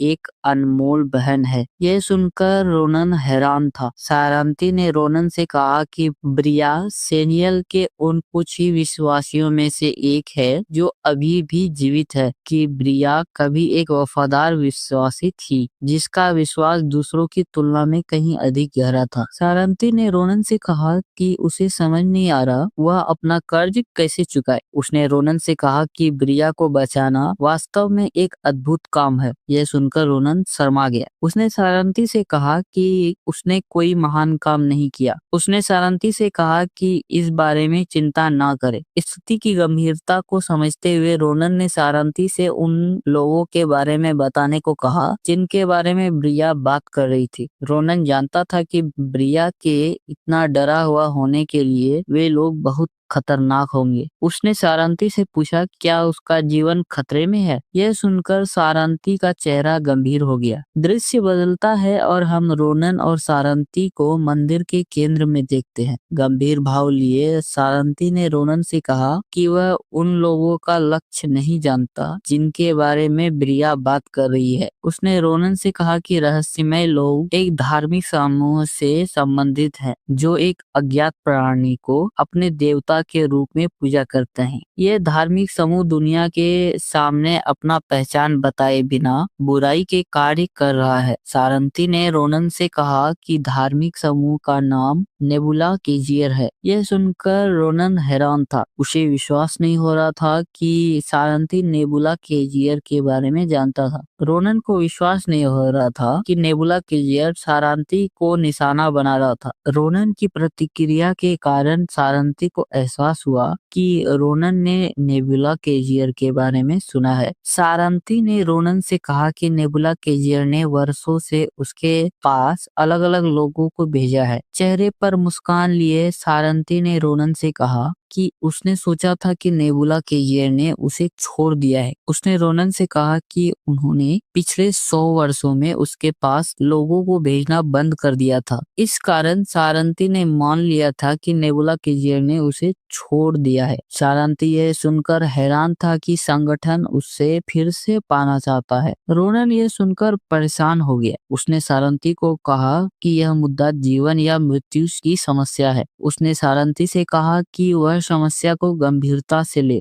उसने सारंती से कहा कि बेहतर सुरक्षा वाले स्थान में चले जाए। सारंती ने तुरंत रोनन के विचार को अस्वीकार कर दिया। उसने रोनन से कहा कि वह मंदिर को नहीं छोड़ सकता। उसने रोनन से कहा कि उसके भाइयों और बहनों की आत्माएं मंदिर में है। सारंती ने रोनन से कहा कि वह मंदिर में रहने वाले लोगों के कारण किसी अन्य स्थान पर नहीं जा सकता। उसने रोनन से कहा कि वह नहीं चाहता कि निवासी किसी खतरे में पड़े। सारंती ने अपना हाथ रोनन के कंधे पर रखा। उसने रोनन से अपने साथियों के साथ जंगल छोड़ने के लिए कहा। चेहरे पर मुस्कान लिए सारंती ने रोनन से कहा कि वह नहीं चाहता कि उसके दोस्त अनावश्यक खतरे में फंस जाए। उसने रोनन को समझाने की विनती की। रोनन को समझ नहीं आया कि क्या करना है। वह उसकी आंखों में देखकर बता सकता था कि सारंती ईमानदार था। दृश्य बदलता है और हम रोनन और सारंती को मंदिर के प्रवेश द्वार पर देखते हैं। रोनन ने सारंती से उनका इंतजार करने को कहा। उसने सारंती से कहा कि वह अपने जानकार के सबसे मजबूत महिला को लाएगा। उसने सारंती को खुद को छिपाकर रखने की चेतावनी दी। उसने सारंती से कहा कि जब तक वह लौटता नहीं तब तक वह कुछ भी लापरवाही से ना करे। यह सुनकर सारंती मुस्कुराया। उसने रोनन से उसके बारे में चिंता न करने को कहा। उसने रोनन से कहा कि वह खुद को छिपा कर रखेगा। सारंती ने अपने मुट्ठी में कुछ लिया और रोनन के हाथों में रख दिया। उसने रोनन से ब्रिया को बचाने की भुगतान के रूप में इस चीज को लेने के लिए कहा। सारंती ने जो वस्तु उसे दी थी उसे देखकर रोनन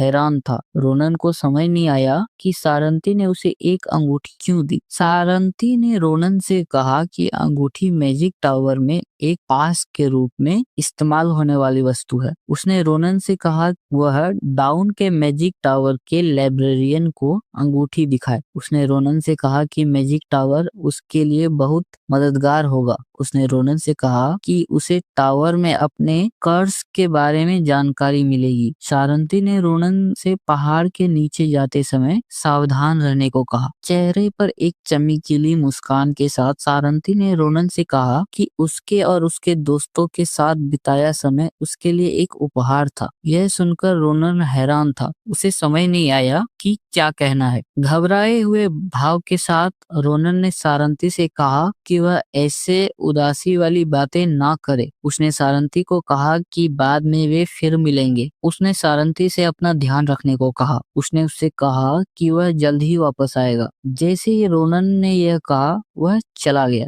रोनन के जाने के बाद सारंती को राहत मिली। उसने पीछे देखा और अपनी बड़ी बहन से पूछा कि क्या वह उसे लंबे समय बाद देखकर खुश है। सारंती ने पीछे मुड़कर अपनी बड़ी बहन को नेबुला कीजियर की एसेसिन कहा। जैसे ही सारंती ने यह कहा, हमने ब्रिया को बदलते हुए देखा। ब्रिया वही एल्फ महिला निकली जो सारंती को ढूंढ रही थी और वह सारंती की बहन भी थी। ब्रिया ने सारंती से पूछा कि उसने उनके पिछले रिश्ते का जिक्र क्यों किया। अपने चेहरे पर एक अंधेरी मुस्कान के साथ ब्रिया ने सारंती से पूछा कि क्या वह एक आरामदायक जीवन जी रहा था। सारंती को विश्वास नहीं हुआ कि नेबुला कीजियर ने उसकी बहन को उसे मारने के लिए भेजा। उसने ब्रिया से कहा कि उसका चर्च क्रूर है। ब्रिया का मानना था कि सारंती ऐसा कहने के लिए एक पाखंडी है। उसने उसे याद दिलाया कि उसने उस पर एक पैरालाइज करने वाला जहर इस्तेमाल किया और उसे एंटीडोट कहा। गंभीर भाव लिए सारंती ने ब्रिया से कहा कि जिंदा रहने के लिए ऐसा कुछ नहीं है जो वह नहीं करेगा। उसने ब्रिया से कहा कि उसके पास उसके भद्दे अभिनय से बेहतर तरीका था। उसने ब्रिया से कहा कि कोई भी सामान्य व्यक्ति यह विश्वास नहीं करेगा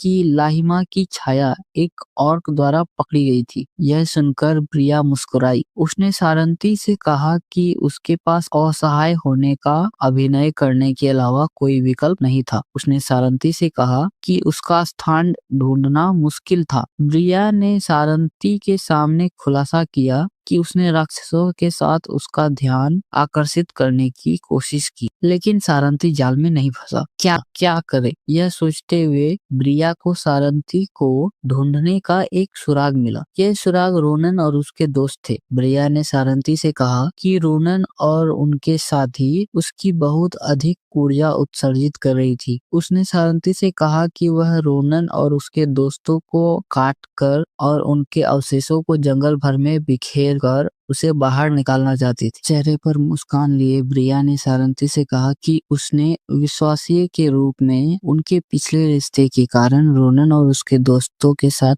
कुछ नहीं किया। उसने सारंती से पूछा कि क्या वह उसकी सद्भावना से खुश नहीं है। गंभीर भाव लिए सारंती ने ब्रिया से कहा कि उसने रोनन और उसके दोस्तों के साथ कुछ भी नहीं करने दिया होता। ब्रिया यह सुनकर हंस पड़ी। उसने सारंती से कहा कि वह सिर्फ मजाक कर रहा था। उसने सारंती से कहा कि वह इतना गंभीर होना बंद करे। यह देखने के बाद कि सारंती मजाक नहीं कर रहा था, ब्रिया ने खेलना बंद करने का फैसला किया। उसने सारंती से कहा कि वह उसे अपना चर्च का आदेश देना चाहती है। ब्रिया ने सारंती से कहा कि चर्च ने उसे समझाने का आदेश दिया। उसने अपना हाथ अपनी तलवार पर रखा और सारंती ने भी मैजिक सक्रिय किया। उसने सारंती से कहा कि अगर वह उनके साथ शामिल होने से इनकार करता है तो उसे मारना होगा। जैसे ही उसने यह कहा, उसने और सारंती ने एक दूसरे पर हमला कर दिया। जैसे ही सारंती और ब्रिया ने अपनी लड़ाई शुरू की, जंगल के पेड़ कांपने लगे।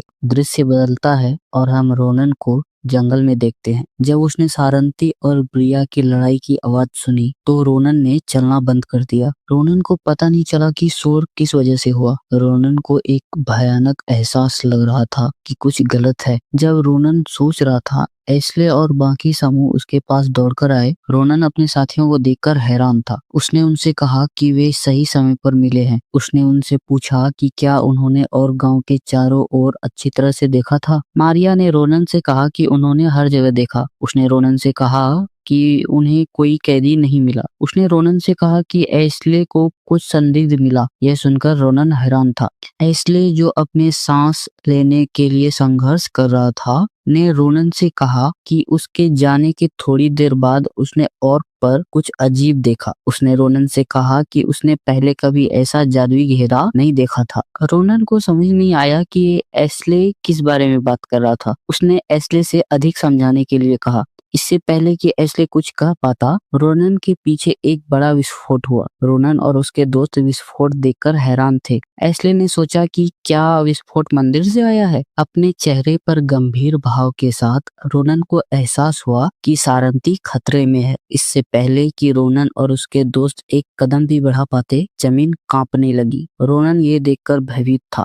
उसे एहसास हुआ कि केवल एक ही चीज ऐसी कंपन पैदा कर सकती है। जब रोनन मुड़ा तो वह जंगल से जुड़वा सिर वाले ओगरे को बाहर आते देखकर हैरान था। जुड़वा सिर वाला ओगरे ने उसके रास्ते में खड़े ऑफ को आसानी से टुकड़े टुकड़े कर दिए। ओगरे को देखकर रोनन और उसके दोस्त डर में खड़े थे। ओगरे चिल्लाया और अपने आवाज से समूह को डरा दिया। दृश्य मंदिर में शिफ्ट होता है। मंदिर में हम ब्रिया को अपनी तलवार से सारंथी से लड़ते हुए देखते हैं। सारंथी ब्रिया के हमलों को अपने जादू से रोक रहा था। जैसे ही ब्रिया उसके करीब आई, सारंथी ने वेंटिस नामक एक जादू यूज किया। उसके जादू यूज करते ही ब्रिया के सामने एक बड़ा बवंडर टॉर्नेडो दिखाई दिया। बवंडर ब्रिया के करीब आया और उसे नष्ट करने के लिए तैयार था। ब्रिया अपने सामने सारंथी का जादू देखकर मुस्कुराई। उसने सारंथी से कहा कि उसे उसका लड़ने का तरीका पसंद आया। जैसे ही उसने ये कहा, उसने अपनी तलवार में एक डार्क माना भर दी। ये माना बहुत डार्क और डरावना था। ब्रिया अपनी तलवार चलाते हुए एक पागल औरत की तरह हंसी। अपने चेहरे पर एक भयानक मुस्कान लिए ब्रिया ने सारंथी पर बड़ी मात्रा में एनर्जी के साथ हमला किया। ब्रिया की डार्क एनर्जी सारंथी के बवंडर को छूते ही उसे पीछे धकेलने लगी। डार्क एनर्जी ने सारंथी के बवंडर को नष्ट कर दिया। हमलों के प्रभाव के कारण क्षेत्र धूल से ढक गया था। जब धूल छटी तो हम ब्रिया और सारंथी को एक दूसरे को घूरते हुए देखते हैं। ब्रिया सारंथी को देखते हुए अपनी तलवार को मजबूती से पकड़े हुए थी। सारंथी ने अपना हाथ अपने माना से ढक लिया। जब सारंथी ब्रिया को घूर रहा था, ब्रिया उसके सामने से गायब हो गई। सारंथी ये देखकर हैरान था। इससे पहले कि सारंथी एक कदम भी बढ़ा पाता, ब्रिया अपने हाथ में अपनी तलवार लिए उसके ऊपर दिखाई दी।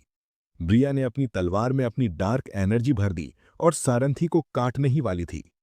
सारंथी अपने सामने ब्रिया को देखकर हैरान था। उसकी आंखें चमकने लगीं और उसके सामने एक बैरियर दिखाई दिया। बैरियर ने ब्रिया के हमले को रोक दिया। ब्रिया अपने सामने बैरियर देखकर खुश थी। वो सारंथी से लड़ने के लिए काफी उत्साहित थी। सारंथी को समझ नहीं आया कि ब्रिया क्यों हंस रही थी। उसे यकीन था कि ब्रिया पागल हो गई थी। उनकी शक्तियों के टकराव के कारण ब्रिया और सारंथी पीछे धकेल दिए गए। दोनों एल्फों ने जल्दी से खुद को संभाला और एक दूसरे को घूरना शुरू कर दिया। अपने चेहरे पर एक डरावनी मुस्कान के साथ ब्रिया ने सारंथी को एक चालक लोमड़ी कहा। उसने सारंथी से कहा कि वो उसे मारना नहीं चाहती। उसने सारंथी से उसके समूह में शामिल होने के लिए कहा। उसने सारंथी से वादा किया कि अगर वो उनके समूह में शामिल होता है तो उसे एक एग्जीक्यूटिव का पद दिया जाएगा। अपनी शक्ति वापस पाने के लिए जादू का उपयोग करते हुए सारंथी ने ब्रिया के प्रस्ताव को अस्वीकार कर दिया। उसने उससे कहा कि उसका भी एक धर्म है। उसने ब्रिया से कहा कि वो एक कल्ट की सेवा करने के लिए बहुत धार्मिक है। सारंथी ने ब्रिया को ताने मारने का फैसला किया। अपने चेहरे पर मुस्कान लिए सारंथी ने ब्रिया से कहा कि उसमें जंग लग चुका है। सारंथी को विश्वास नहीं हुआ कि राइम की शैडो के नाम से जाने वाली ब्रिया इतनी स्लो होगी। उसने ब्रिया से पूछा कि क्या उसके कल्ट की शिक्षाएं उसे पसंद नहीं है। ये सुनकर ब्रिया मुस्कुराई। उसने सारंथी से कहा कि वो इस तरह से सिर्फ इसलिए लड़ रही है क्योंकि वो बोर हो चुकी है। उसने सारंथी से कहा कि वो रोनन और उसके दोस्तों के लिए सनय खरीद रही है, इसलिए सारंथी उस पर ध्यान नहीं दे रहा है। उसने उससे कहा कि वो लड़ाई को गंभीरता से नहीं ले रही है क्योंकि सारंथी अपना सर्वश्रेष्ठ प्रदर्शन नहीं कर रहा है। सारंथी ये देखकर हैरान था कि ब्रिया उसकी योजना जानती थी। ब्रिया ये देखकर हैरान थी कि सारंथी रोनन के सामने एक दयनीय व्यक्ति की तरह व्यवहार कर रहा था। उसे एहसास हुआ कि सारंथी नहीं चाहता था कि वे उनकी लड़ाई में फंस जाएं। सारंथी के व्यवहार के कारण ब्रिया रोनन के बारे में जिज्ञासु हो गई।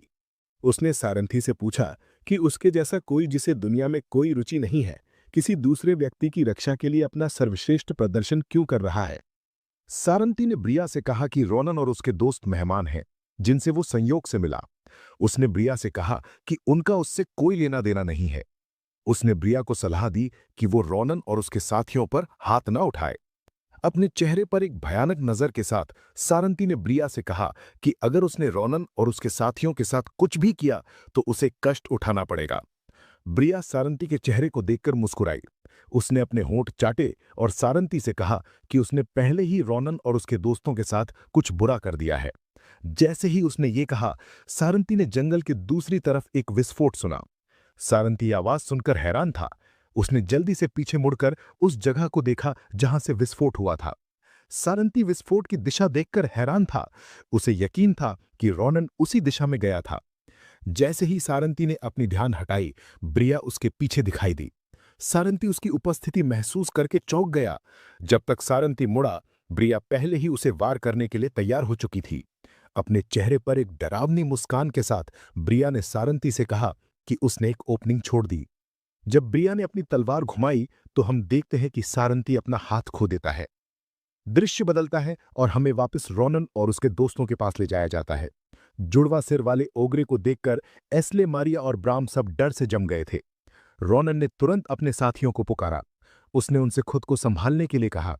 उसने उनसे कहा कि वे जुड़वा सिर वाले ओगरे से नहीं लड़ सकते। रोनन ने अपने साथियों से उसके पीछे आने के लिए कहा। हालांकि रोनन के साथियों ने उसकी बात सुनी, पर वे अभी भी डर के मारे अपने शरीर को हिला नहीं पाए। अपने चेहरे पर एक डरावनी मुस्कान के साथ जुड़वा सिर वाला ओगरे टीम पर हमला करने के लिए तैयार हो गया। ओगरे ने ब्राम पर हमला करने के लिए अपने हाथ का उपयोग किया। जैसे ही ओगरे का हाथ ब्राम के करीब आया, ब्राम अभी भी डर के मारे अपने शरीर को हिला नहीं पाया। ब्राम को समझ नहीं आया कि क्या हो रहा था। इससे पहले कि वो कुछ कर पाता, ओगरे ने अपने हाथ का उपयोग करके उसे एक पेड़ में दे मारा। एस्ले और मारिया को समझ नहीं आया कि क्या हुआ था। जब उन्होंने उस पेड़ को देखा जिससे ब्राम टकराया था, तो उन्होंने ब्राम का बेहोश शरीर देखा। दोनों को समझ नहीं आया कि क्या हो रहा था। ओगरे उनके पास आया और उन पर हमला करने के लिए तैयार हो गया। एस्ले और मारिया जानते थे कि उन्हें भागना होगा, लेकिन उनका शरीर उन्हें हिलने नहीं दे रहा था। जब ओगरे अपने हाथ से मारिया और एस्ले को कुचलने ही वाला था, तभी कोई उन्हें बचाने आया। ये व्यक्ति रोनन निकला। रोनन ने ओगरे को रोकने के लिए अपनी तलवार की नोक का उपयोग किया। एस्ले और मारिया रोनन को देखकर हैरान थे। ओगरे भी एक इंसान को अपना हमला रोकते देखकर हैरान था। रोनन ने एस्ले और मारिया से सीडा को लेने के लिए कहा। उसने उनसे ब्राम की भी देखभाल करने के लिए कहा। अपने चेहरे पर गुस्से के भाव के साथ रोनन ने उनसे कहा कि वो ओगरे की देखभाल करेगा। जुड़वा सिर वाले ओगरे को देखकर रोनन गुस्से में था। उसने एस्ले और मारिया को आश्वासन दिया कि वो राक्षस को संभाल लेगा। रोनन ने ओगरे के हाथ को अपने तलवार से धक्का देकर दूर किया। उसने मारिया और एस्ले से जल्दी से आगे बढ़ने के लिए कहा। दोनों लड़कियां अभी भी डर से जमी हुई थीं। उन्होंने जल्दी से खुद को संभाला और इलाके से भाग गईं। रोनन ने दांत पीसते हुए ओगरे के बारे में कुछ अजीब देखा। रोनन ने ओगरे की आंखों में एक जादुई घेरा देखा। रोनन को एहसास हुआ कि उसने ये जादुई घेरा पहले भी देखा है। उसे याद आया कि एडन ने चट्टान के राक्षसों को नियंत्रित करने के लिए उसी जादू का उपयोग किया था। रोनन को एहसास हुआ कि उनकी वर्तमान स्थिति के लिए भी नेबुला केजियर ही जिम्मेदार है। जब रोनन सोच रहा था, ओगरे ने अपनी मुट्ठी का उपयोग करके उसे कुचलने की कोशिश की। रोनन कूदकर हमले से बचने में सक्षम रहा। ओगरे ने जमीन पर जोर से मारा और उसे नष्ट कर दिया। रोनन ने टूटी हुई चट्टानों में से एक का उपयोग करके खुद को ऊंचा धकेला। हवा में रहते हुए रोनन ने अपनी तलवार का उपयोग करके ओगरे की छाती पर वार किया। जैसे ही रोनन ने ओगरे की छाती पर वार किया, उसने भयानक गति से ओगरे पर हमला किया। दुर्भाग्य से रोनन के लिए उसके हमलों ने ओगरे के शरीर पर एक खरोंच भी नहीं छोड़ी। रोनन ये देखकर परेशान था। उसे एहसास हुआ कि जुड़वा सिर वाले ओगरे में अभी भी वही सहनशक्ति है जो उसे याद थी। ओगरे ने अपनी मुट्ठी भींची और रोनन पर हमला करने के लिए दौड़ पड़ा। रोनन हमले को देखकर हैरान था। उसने जल्दी से अपनी तलवार का उपयोग ओगरे के हमले को रोकने के लिए किया। दुर्भाग्य से रोनन के लिए वो ओगरे के हमले को पूरी तरह से रोकने में सक्षम नहीं था। ओगरे ने अपनी मुट्ठी का उपयोग करके रोनन को मुक्का मारा और उसे हवा में उड़ा दिया। ये देखकर कि वो एक असामान्य गति से आगे बढ़ रहा है, रोनन ने जल्दी से अपनी तलवार को जमीन में दबाया और खुद को धीमा करने के लिए उसका उपयोग किया। दर्द के कारण रोनन का शरीर कांप रहा था। वो ये देखकर परेशान था कि ओगरे में अभी भी पहले जैसी ही शक्ति थी। जुड़वा सिर वाले ओगरे ने एक पेड़ और एक ऑर्क को उठाया। ऑर्क चिल्लाया जब ओगरे ने उसे अपने हाथ में पकड़ा। ओगरे ने पेड़ और ऑर्क को रोनन पर फेंक दिया। अपने मुंह से खून बहते हुए रोनन ने ओगरे से कहा कि वो किसी भी अन्य दिन उसे देखकर खुश होता। उसने ओगरे से कहा कि वो अपना अधूरा काम निपटाना चाहता था। उसने ओगरे से कहा कि उसने कुछ बहुत बेवकूफी भरा किया है। उसने ओगरे से कहा कि उसे अपने साथियों को नुकसान पहुंचाने का पछतावा होगा। जैसे ही रोनन ने ये कहा, हमने मारिया, एस्ले और सीडा को ब्रैम की मदद करते हुए देखा। रोनन को विश्वास नहीं हो रहा था कि ओगरे में उसके सामने उसके साथी को नुकसान पहुंचाने की हिम्मत थी। अपने चेहरे पर गुस्से के भाव के साथ रोनन ने अपने होंठों पर खून साफ किया और ओगरे को एक पागल कमीना कहा। जैसे ही रोनन ने यह कहा, हमने पेड़ और ऑर्क को उसकी ओर आते देखा। रोनन ने अपनी तलवार घुमाई और पेड़ को आधे में काट दिया। जैसे ही उसने ये किया, वो ओगरे पर हमला करने के लिए दौड़ पड़ा। वो एक पेड़ पर कूदा और एक भयानक गति से भागना शुरू कर दिया। जैसे ही वो ओगरे के करीब आया, रोनन एक पेड़ से कूदकर ओगरे पर हमला करने के लिए तैयार हो गया। ओगरे रोनन को देखकर परेशान था। उसने उस पर चिल्लाया। रोनन अपने पिछले जीवन में जुड़वा सिर वाले ओगरे को नहीं पकड़ पाया था, क्योंकि ओगरे की त्वचा इतनी कठोर थी कि रोनन उसे काट नहीं सकता था। ओगरे की त्वचा इतनी मजबूत होने के कारण रोनन उसे बुरी तरह से नुकसान नहीं पहुंचा सका। ओगरे ने अपना हाथ ऊपर उठाया और रोनन को हवा में कुचलने के लिए तैयार हो गया। रोनन का मानना था कि अब वो ओगरे से टक्कर ले सकता है, क्योंकि उसकी स्थिति अब बहुत अलग थी। रोनन के पास अब एक अधिक शक्तिशाली तलवार और तकनीकी थी, जो उसने प्रशिक्षक नबीरोस से सीखी थी। हवा में रहते हुए रोनन ने एक मुद्रा ली और नबीरो स्टाइल फोर्थ फॉर्म, जिसे रिवॉल्विंग स्वॉर्ड कहा जाता है, का उपयोग किया। रोनन को यकीन था कि वो इस तकनीक से ओगरे को काट सकता है। रोनन के चारों ओर हवा का दबाव जमा हो गया और वो ओगरे के पास से उड़ गया। जब रोनन जमीन पर उतरा तो उसने अपनी तलवार को उसकी म्यान में वापस रख दिया। ओगरे घूमा और रोनन पर गुर्राया। अपने चेहरे पर एक भयानक नजर के साथ रोनन ने ओगरे से तुरंत मरने के लिए कहा। जैसे ही रोनन ने यह कहा, ओगरे का शरीर का टुकड़ा टुकड़ा हो गया। अपनी तलवार पकड़े हुए रोनन को एहसास हुआ कि मजबूत बनने के लिए अभी भी उसके पास एक लंबा रास्ता है। रोनन को विश्वास नहीं हुआ कि उसने जुड़वा सिर वाले ओगरे जैसे एक कमजोर से लड़ने में इतना समय बर्बाद किया। रोनन एस्ले और मारिया से मिलने के लिए दौड़ पड़ा। उसने मारिया को देखा, जो ब्रैम को अपनी पीठ पर ले जा रही थी।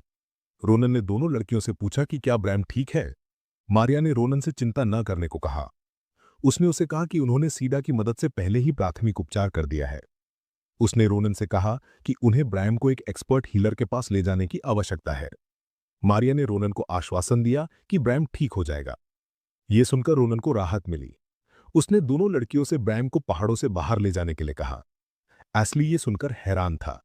उसने रोनन से पूछा कि वो क्या करने जा रहा है। गंभीर भाव लिए रोनन ने एस्ले से कहा कि वो सारंती से मिलने जा रहा है। दृश्य बदलता है और हम रोनन को मंदिर में पहुंचते हुए देखते हैं। रोनन मंदिर को एक खंडहर की स्थिति में देखकर हैरान था। रोनन को समझ नहीं आया कि क्या हो रहा था। उसे यकीन था कि उसे मंदिर छोड़े हुए ज्यादा समय नहीं हुआ है। रोनन को समझ नहीं आया कि इतनी कम समय में ऐसी तबाही कैसे हो सकती थी। जब रोनन चारों ओर देख रहा था, तभी कोई उसके पीछे से चलकर आया। रोनन ने जल्दी से व्यक्ति की उपस्थिति महसूस की और घूम गया। जब रोनन घूमा तो उसने घायल सारंती को देखा। सारंती रोनन को देखकर मुस्कुराया। वो ये देखकर खुश था कि रोनन ठीक था। अपने शरीर को हिलाने के लिए संघर्ष करते हुए सारंती ने रोनन से माफी मांगी। उसने रोनन से कहा कि वो उसे बचाना चाहता था, लेकिन उसका शरीर उसे हिलने नहीं दे रहा था। रोनन जल्दी से सारंती की मदद के लिए दौड़ पड़ा। उसे विश्वास नहीं हुआ कि सारंती इतनी भयानक स्थिति में होने के बावजूद उसकी मदद करना चाहता था। रोनन ने सारंती को पकड़ा और उससे पूछा कि क्या हुआ। उसने सारंती से उसे चोट पहुंचाने वाली व्यक्ति का नाम बताने के लिए कहा। सारंती ने रोनन से कहा कि वो ठीक है। उसने रोनन से शांत रहने को कहा। उसने रोनन से कहा कि उसे मंदिर छोड़ने की आवश्यकता है। उसने रोनन से कहा कि ये अच्छा है कि वो बचने में सक्षम था। सारंती ने रोनन से कहा कि उसे जाना होगा, क्योंकि उसे नहीं पता था कि नेबुला कीजिर का चर्च उसके मंदिर में कब आएगा। जब सारंती रोनन से बात कर रहा था, तभी एक हमला उसकी छाती में घुस गया। सारंती हमले को देखता हैरान था। उसने कुछ खून थूका और जमीन पर गिर पड़ा। रोनन ये देखकर हैरान था। उसे नहीं पता था कि क्या हो रहा था। रोनन का शरीर कांपने लगा सारंती को जमीन पर देखकर। रोनन को समझ नहीं आ रहा था कि क्या हो रहा था। जब रोनन सारंती को देख रहा था, तभी उसके पीछे एक बैंगनी रोशनी चमकी। ये बैंगनी रोशनी ब्रिया थी। ब्रिया रोनन के पीछे उतरी और सारंती से कहा कि उसने उसे लगभग मार ही दिया था। रोनन ब्रिया को देखकर हैरान था। अपने चेहरे पर एक डरावनी मुस्कान के साथ ब्रिया ने सारंती से पूछा कि उसने अपने पूर्व कॉमरेड पर ऐसा हमला क्यों किया। जिस पल ब्रिया ने सारंती का हाथ काटा, सारंती ने एक शक्तिशाली जादू को उपयोग करके एक बवंडर बनाया जिसने ब्रिया को हवा में उड़ा दिया। ब्रिया को विश्वास नहीं हुआ कि सारंती केवल इसलिए उस पर इतना खतरनाक कौशल को उपयोग करेगा क्योंकि उसने उसका हाथ काटा था। उसने सारंती से कहा कि वो हमले से मर सकती थी। सारंती ये सुनकर परेशान था। उसे विश्वास नहीं हुआ कि ब्रिया अभी भी ठीक थी। उसके शरीर को घेरने वाली यूनिक ऑरा के साथ ब्रिया ने सारंती से कहा कि वो स्टार की ब्लेसिंग के कारण हमले से बचने में सक्षम थी। अपने चेहरे पर एक डरावनी नजर के साथ ब्रिया रोनन को जीवित देखकर हैरान थी। उसने रोनन को फिर कभी देखने की उम्मीद नहीं की थी। ब्रिया ने रोनन से कहा कि वो जुड़वा सिर वाले ओगरे के सामना से बचने के लिए कुशल है। रोनन ये सुनकर परेशान था। उसने ब्रिया से पूछा कि वो कौन है। ब्रिया हैरान थी कि रोनन उसे नहीं पहचानता था। उसे जल्दी से एहसास हुआ कि रोनन ने उसे उसके वर्तमान रूप में नहीं देखा था।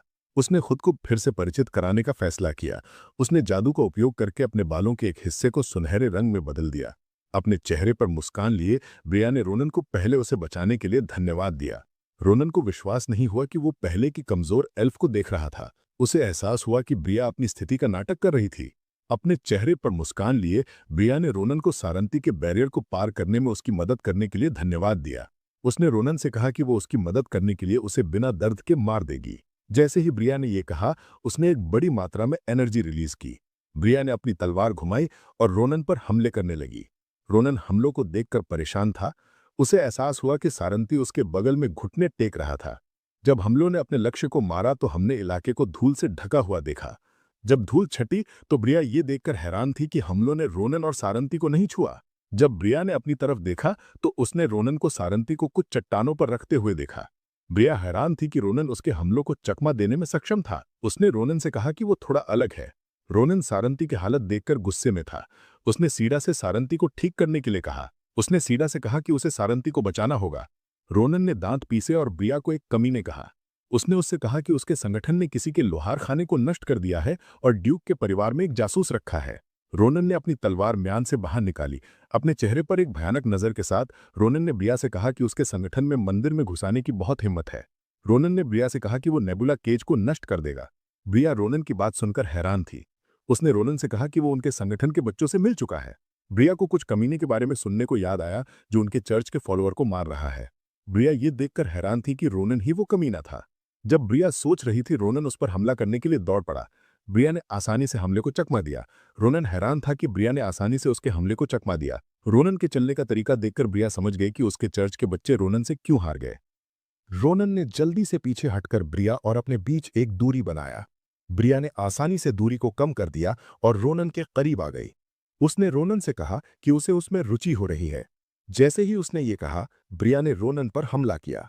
रोनन अपनी तलवार से हमले को रोकने में सक्षम था। ब्रिया ने रोनन से उसे और दिखाने के लिए कहा। ब्रिया के हमले को रोकने पर रोनन का हाथ कांप गया।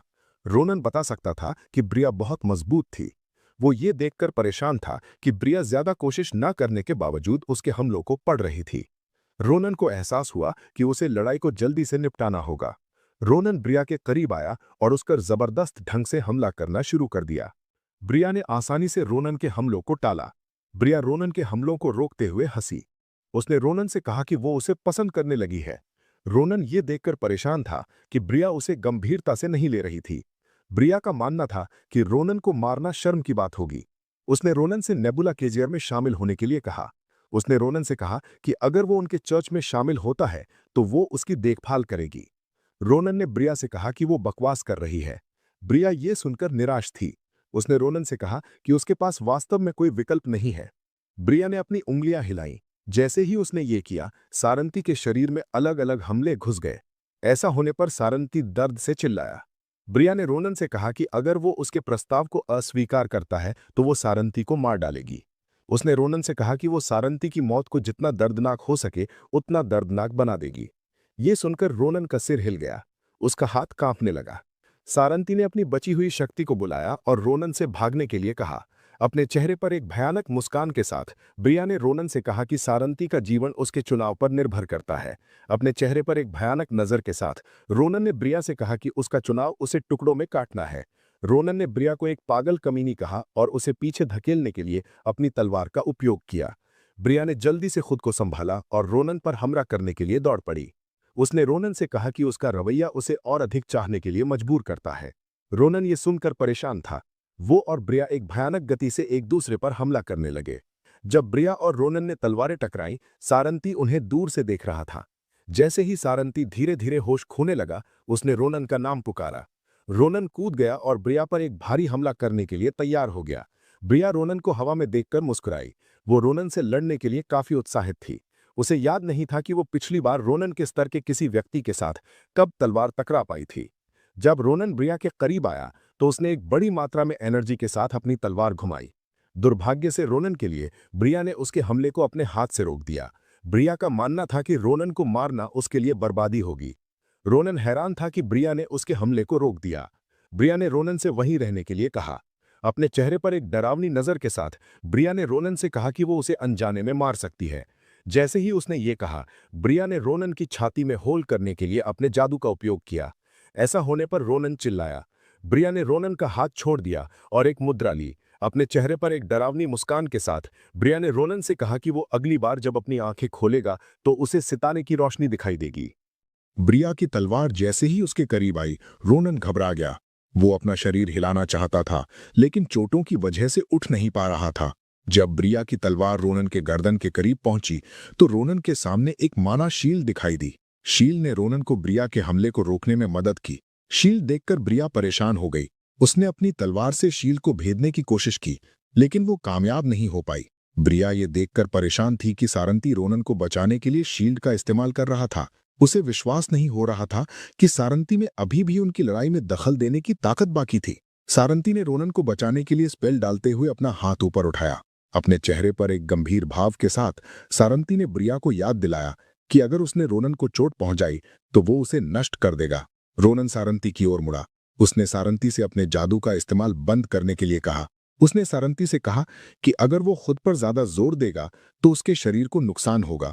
उसने सारंती को आश्वासन दिया कि वो ब्रिया को संभाल सकता है। सारंती ने रोनन से कहा कि उसने बहुत कर लिया है। उसने रोनन से कहा कि उसने उसे अपनी तैयारी करने के लिए काफी समय दे दिया है। सारंती ने रोनन से कहा कि वो बाकी सब संभाल लेगा। जैसे ही सारंती ने ये कहा, रोनन के शरीर के चारों ओर एक नीली आभा छा गई। रोनन इस आभा को देखकर हैरान था। उसने इसे पहले कभी नहीं देखा था। जब रोनन ऊर्जा को देख रहा था, तभी सारंती ने अपना हाथ हिलाया और रोनन से पीछे हटने के लिए कहा।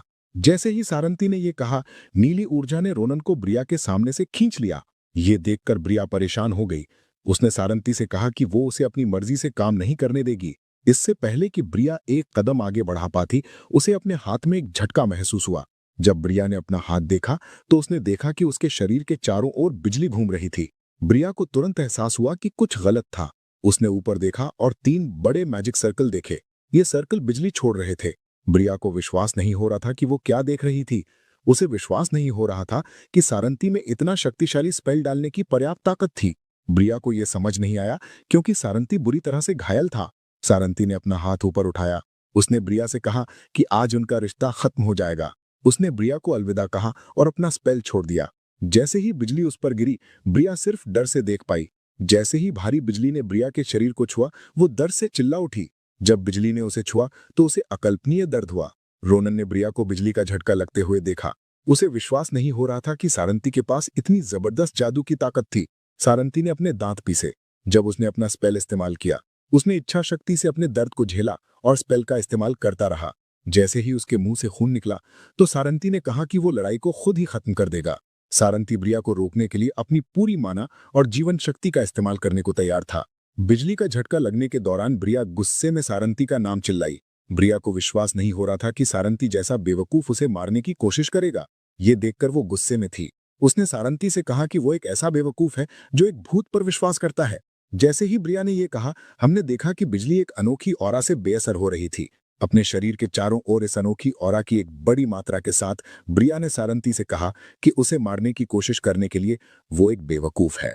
बिजली को पूरी तरह से बेअसर करने के बाद हमने देखा कि ब्रिया की त्वचा बुरी तरह से जल गई थी। ब्रिया ने सारंती से कहा कि वो एक चुनी हुई शिष्या है।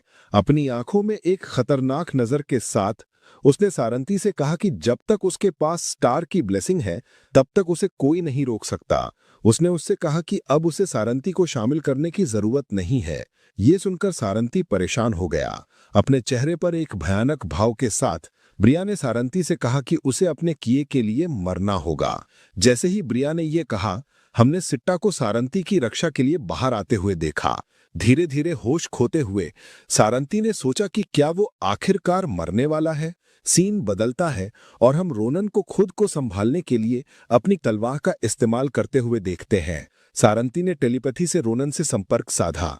रोनन को अपने सिर में सारंती की आवाज सुनकर झटका लगा। जब ब्रिया उसकी ओर बढ़ी तो सारंती ने रोनन से कहा कि उसके पास ज्यादा समय नहीं है। उसने रोनन से कहा कि वो अपनी सफाई को छोटा रखेगा। सारंती ने रोनन को बताया कि Bria blessing of the star नामक तकनीक से उसके हमलों को बेअसर करने में सक्षम है। ये सुनकर रोनन ने अपने दांत पीसे। उसे एहसास हुआ कि आयुध भी इस ब्लेसिंग की वजह से लोगों के हमलों को बेअसर करने में सक्षम था। सारंती ने रोनन से कहा कि ब्रिया पूरी तरह से नहीं हिल सकती क्योंकि वो बुरी तरह से घायल है।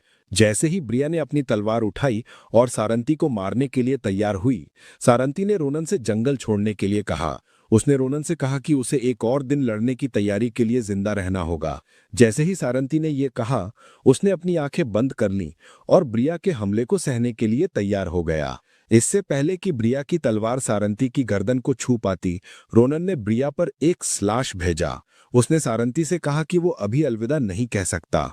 ब्रिया ने अपनी तलवार से रोनन के हमले को रोका। उसे ये देखकर गुस्सा आया कि रोनन ने उस पर हमला किया। उसने रोनन को कमीना कहा। सारंती को हमला देखकर आश्चर्य हुआ। उसे विश्वास नहीं हो रहा था कि रोनन उसके लिए वापस आया था। रोनन ने सारंती से हार ना मानने को कहा। उसने सारंती से कहा कि लड़ाई अभी खत्म नहीं हुई है। अपने पिछले रूप को याद करते हुए रोनन ने सारंती से कहा कि वो कभी भी लड़ाई से नहीं भागा है। उसने सारंती से उस पर विश्वास करने के लिए कहा। ब्रिया को विश्वास नहीं हो रहा था कि रोनन उसके सामने बकवास कर रहा था। उसे ये देखकर और ज्यादा गुस्सा आया कि उसके जाने देने के बाद रोनन वापस आया था। उसने रोनन पर कई हमले किए। रोनन हमलों को देखकर चौंक गया। वो हमलों को रोकना चाहता था, लेकिन चोटों की वजह से वो ठीक से हिल नहीं पा रहा था। जैसे ही हमले रोनन के करीब आए, सारंती ने रोनन पर लाइटनिंग रेन नामक एक स्पेल का इस्तेमाल किया। इस स्पेल ने रोनन को ब्रिया के हमलों को रोकने में मदद की। ये देखकर ब्रिया परेशान हो गई। जब ब्रिया रोनन को देख रही थी, तभी सारंती ने अपनी उंगली में बिजली इकट्ठा की। इससे पहले कि ब्रिया मुड़ पाती, सारंती ने अपने जादू से उस पर हमला कर दिया। सौभाग्य से Bria blessing of the star से हमले को बेअसर करने में सक्षम थी। अपने चेहरे पर गुस्से का भाव लिए ब्रिया ने सारंती से कहा कि वो और रोनन बहुत परेशान करने वाले लोग हैं। जैसे ही रोनन उनकी ओर भागा, ब्रिया ने सारंती से कहा कि उसका हमला उस पर कुछ नहीं कर सकता। उसने सारंती से कहा कि उसके पास स्टार का आशीर्वाद है। जैसे ही उसने ये कहा, ब्रिया ने अपनी तलवार उठाई और सारंती पर वार करने के लिए तैयार हुई। जैसे ही ब्रिया ने अपनी तलवार घुमाई, उसने सारंती से कहा कि वो और रोनन उसे छू नहीं सकते। जिस पल ब्रिया ने अपनी तलवार घुमाई, रोनन अपनी पूरी रफ्तार से भागा। जब रोनन ब्रिया के करीब पहुंचा तो उसने उसका हाथ काट दिया। उसका हाथ काटने के बाद रोनन ने ब्रिया से कहा कि यह स्वाभाविक है कि उसे लगता है कि कोई उसे छू नहीं सकता। सारंती मुस्कुराया जब उसने ब्रिया का हाथ अपने सामने गिरते हुए देखा। ब्रिया सदमे में खो गई। उसे समझ नहीं आया कि क्या हो रहा था। उसने रोनन से पूछा कि वो ब्लेसिंग ऑफ द स्टार को कैसे भेद पाया। रोनन ने ब्रिया से पूछा कि क्या वो उत्सुक है। उसने उससे कहा कि वो भी नहीं जानता। अपने चेहरे पर एक खतरनाक भाव के साथ ब्रिया ने रोनन पर चिल्लाई। उसने उससे कहा कि उसने जो किया वो असंभव है। दुर्भाग्य से ब्रिया के लिए वो एकमात्र इंसान से लड़ रही थी जिसमें ब्लेसिंग ऑफ द स्टार को तोड़ने की क्षमता थी। जब ब्रिया चिल्ला रही थी, तभी रोनन ने उस पर हमला किया। उसने उसके शरीर पर अलग अलग कट लगाए। ब्रिया को विश्वास नहीं हो रहा था कि क्या हो रहा था। उसके शरीर के हर एक हिस्से से खून बहना शुरू हो गया। जैसे जैसे ब्रिया धीरे धीरे होश खोने लगी, उसने रोनन की पीठ देखी। रोनन मुड़ा और ब्रिया को घूर कर देखा।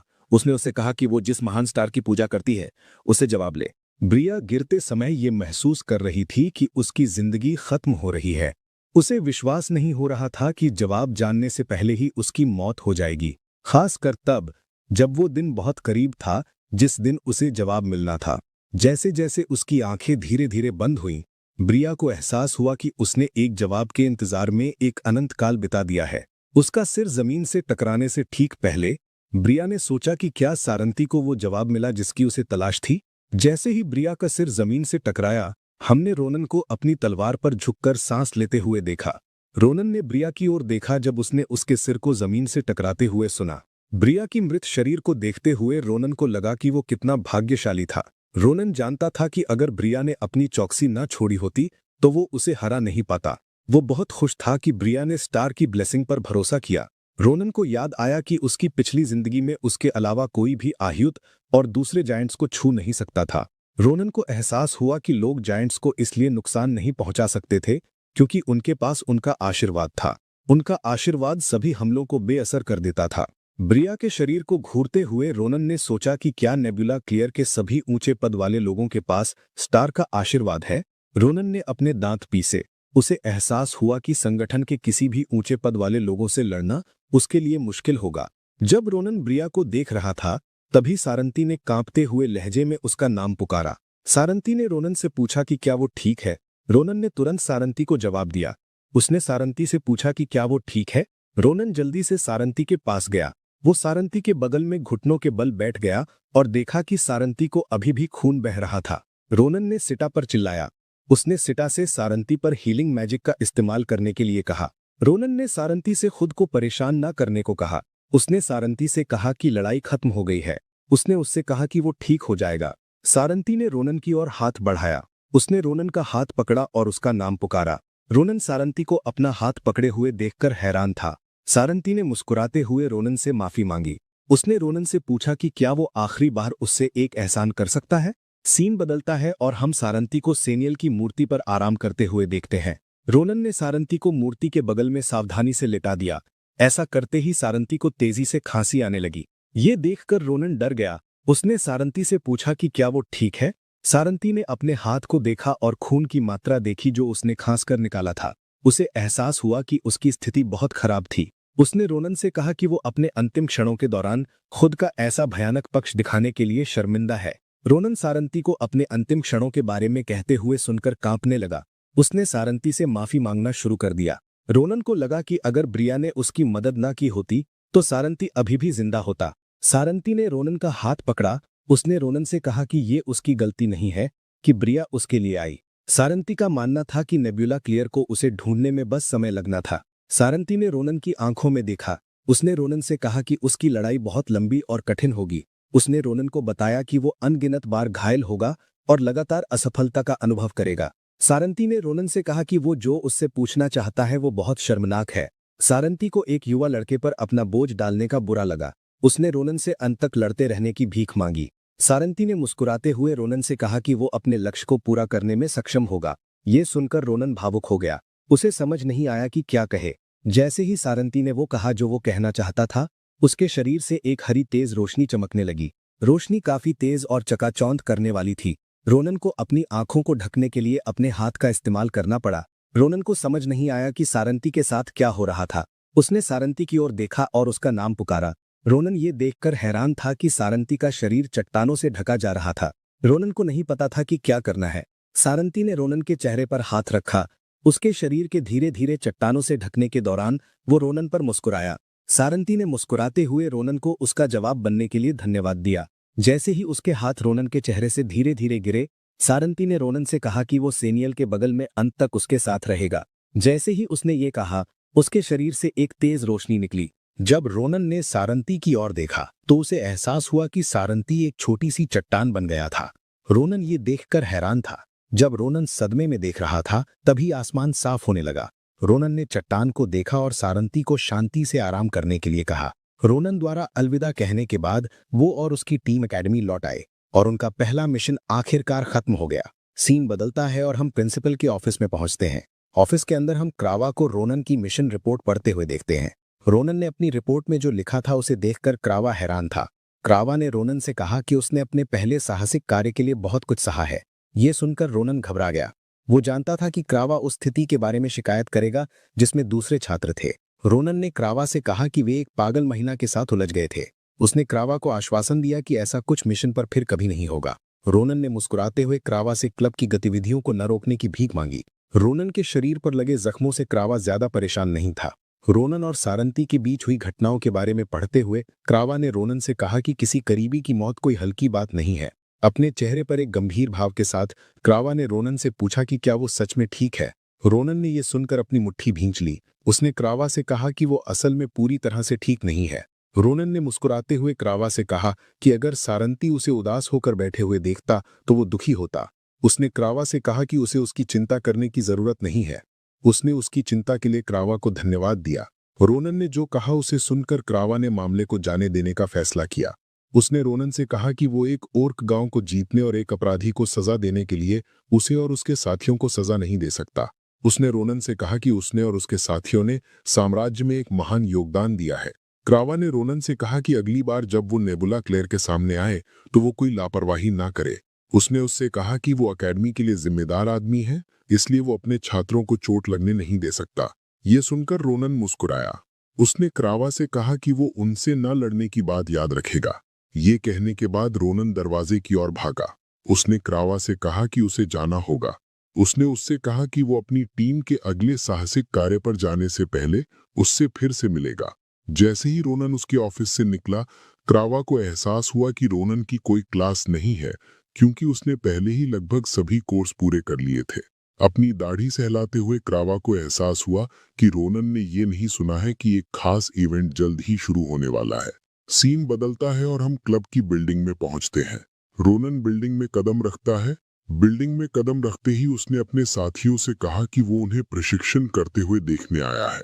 रोनन को एहसास हुआ कि उसके साथी क्लब हाउस में नहीं थे। रोनन ये देखकर हैरान था कि क्लब की बिल्डिंग में कौन था। उसने उस इंसान से पूछा कि वो अकेडमी में कब वापस आया। वो इंसान शुलीफेन निकला। शुलीफेन रोनन को देखकर खुश हुआ। उसने रोनन से कहा कि वो उससे मिलने आया है। अपने चेहरे पर एक गंभीर भाव के साथ शुलीफेन ने रोनन से कहा कि उसे नेबुला क्लेयर के बारे में कुछ जरूरी बात करनी है। दोस्तों, हम अपने वीडियो के अंत में आ गए हैं। अगर आप लोग इस वीडियो का अगला भाग चाहते हैं तो हमें कमेंट सेक्शन में बताएं।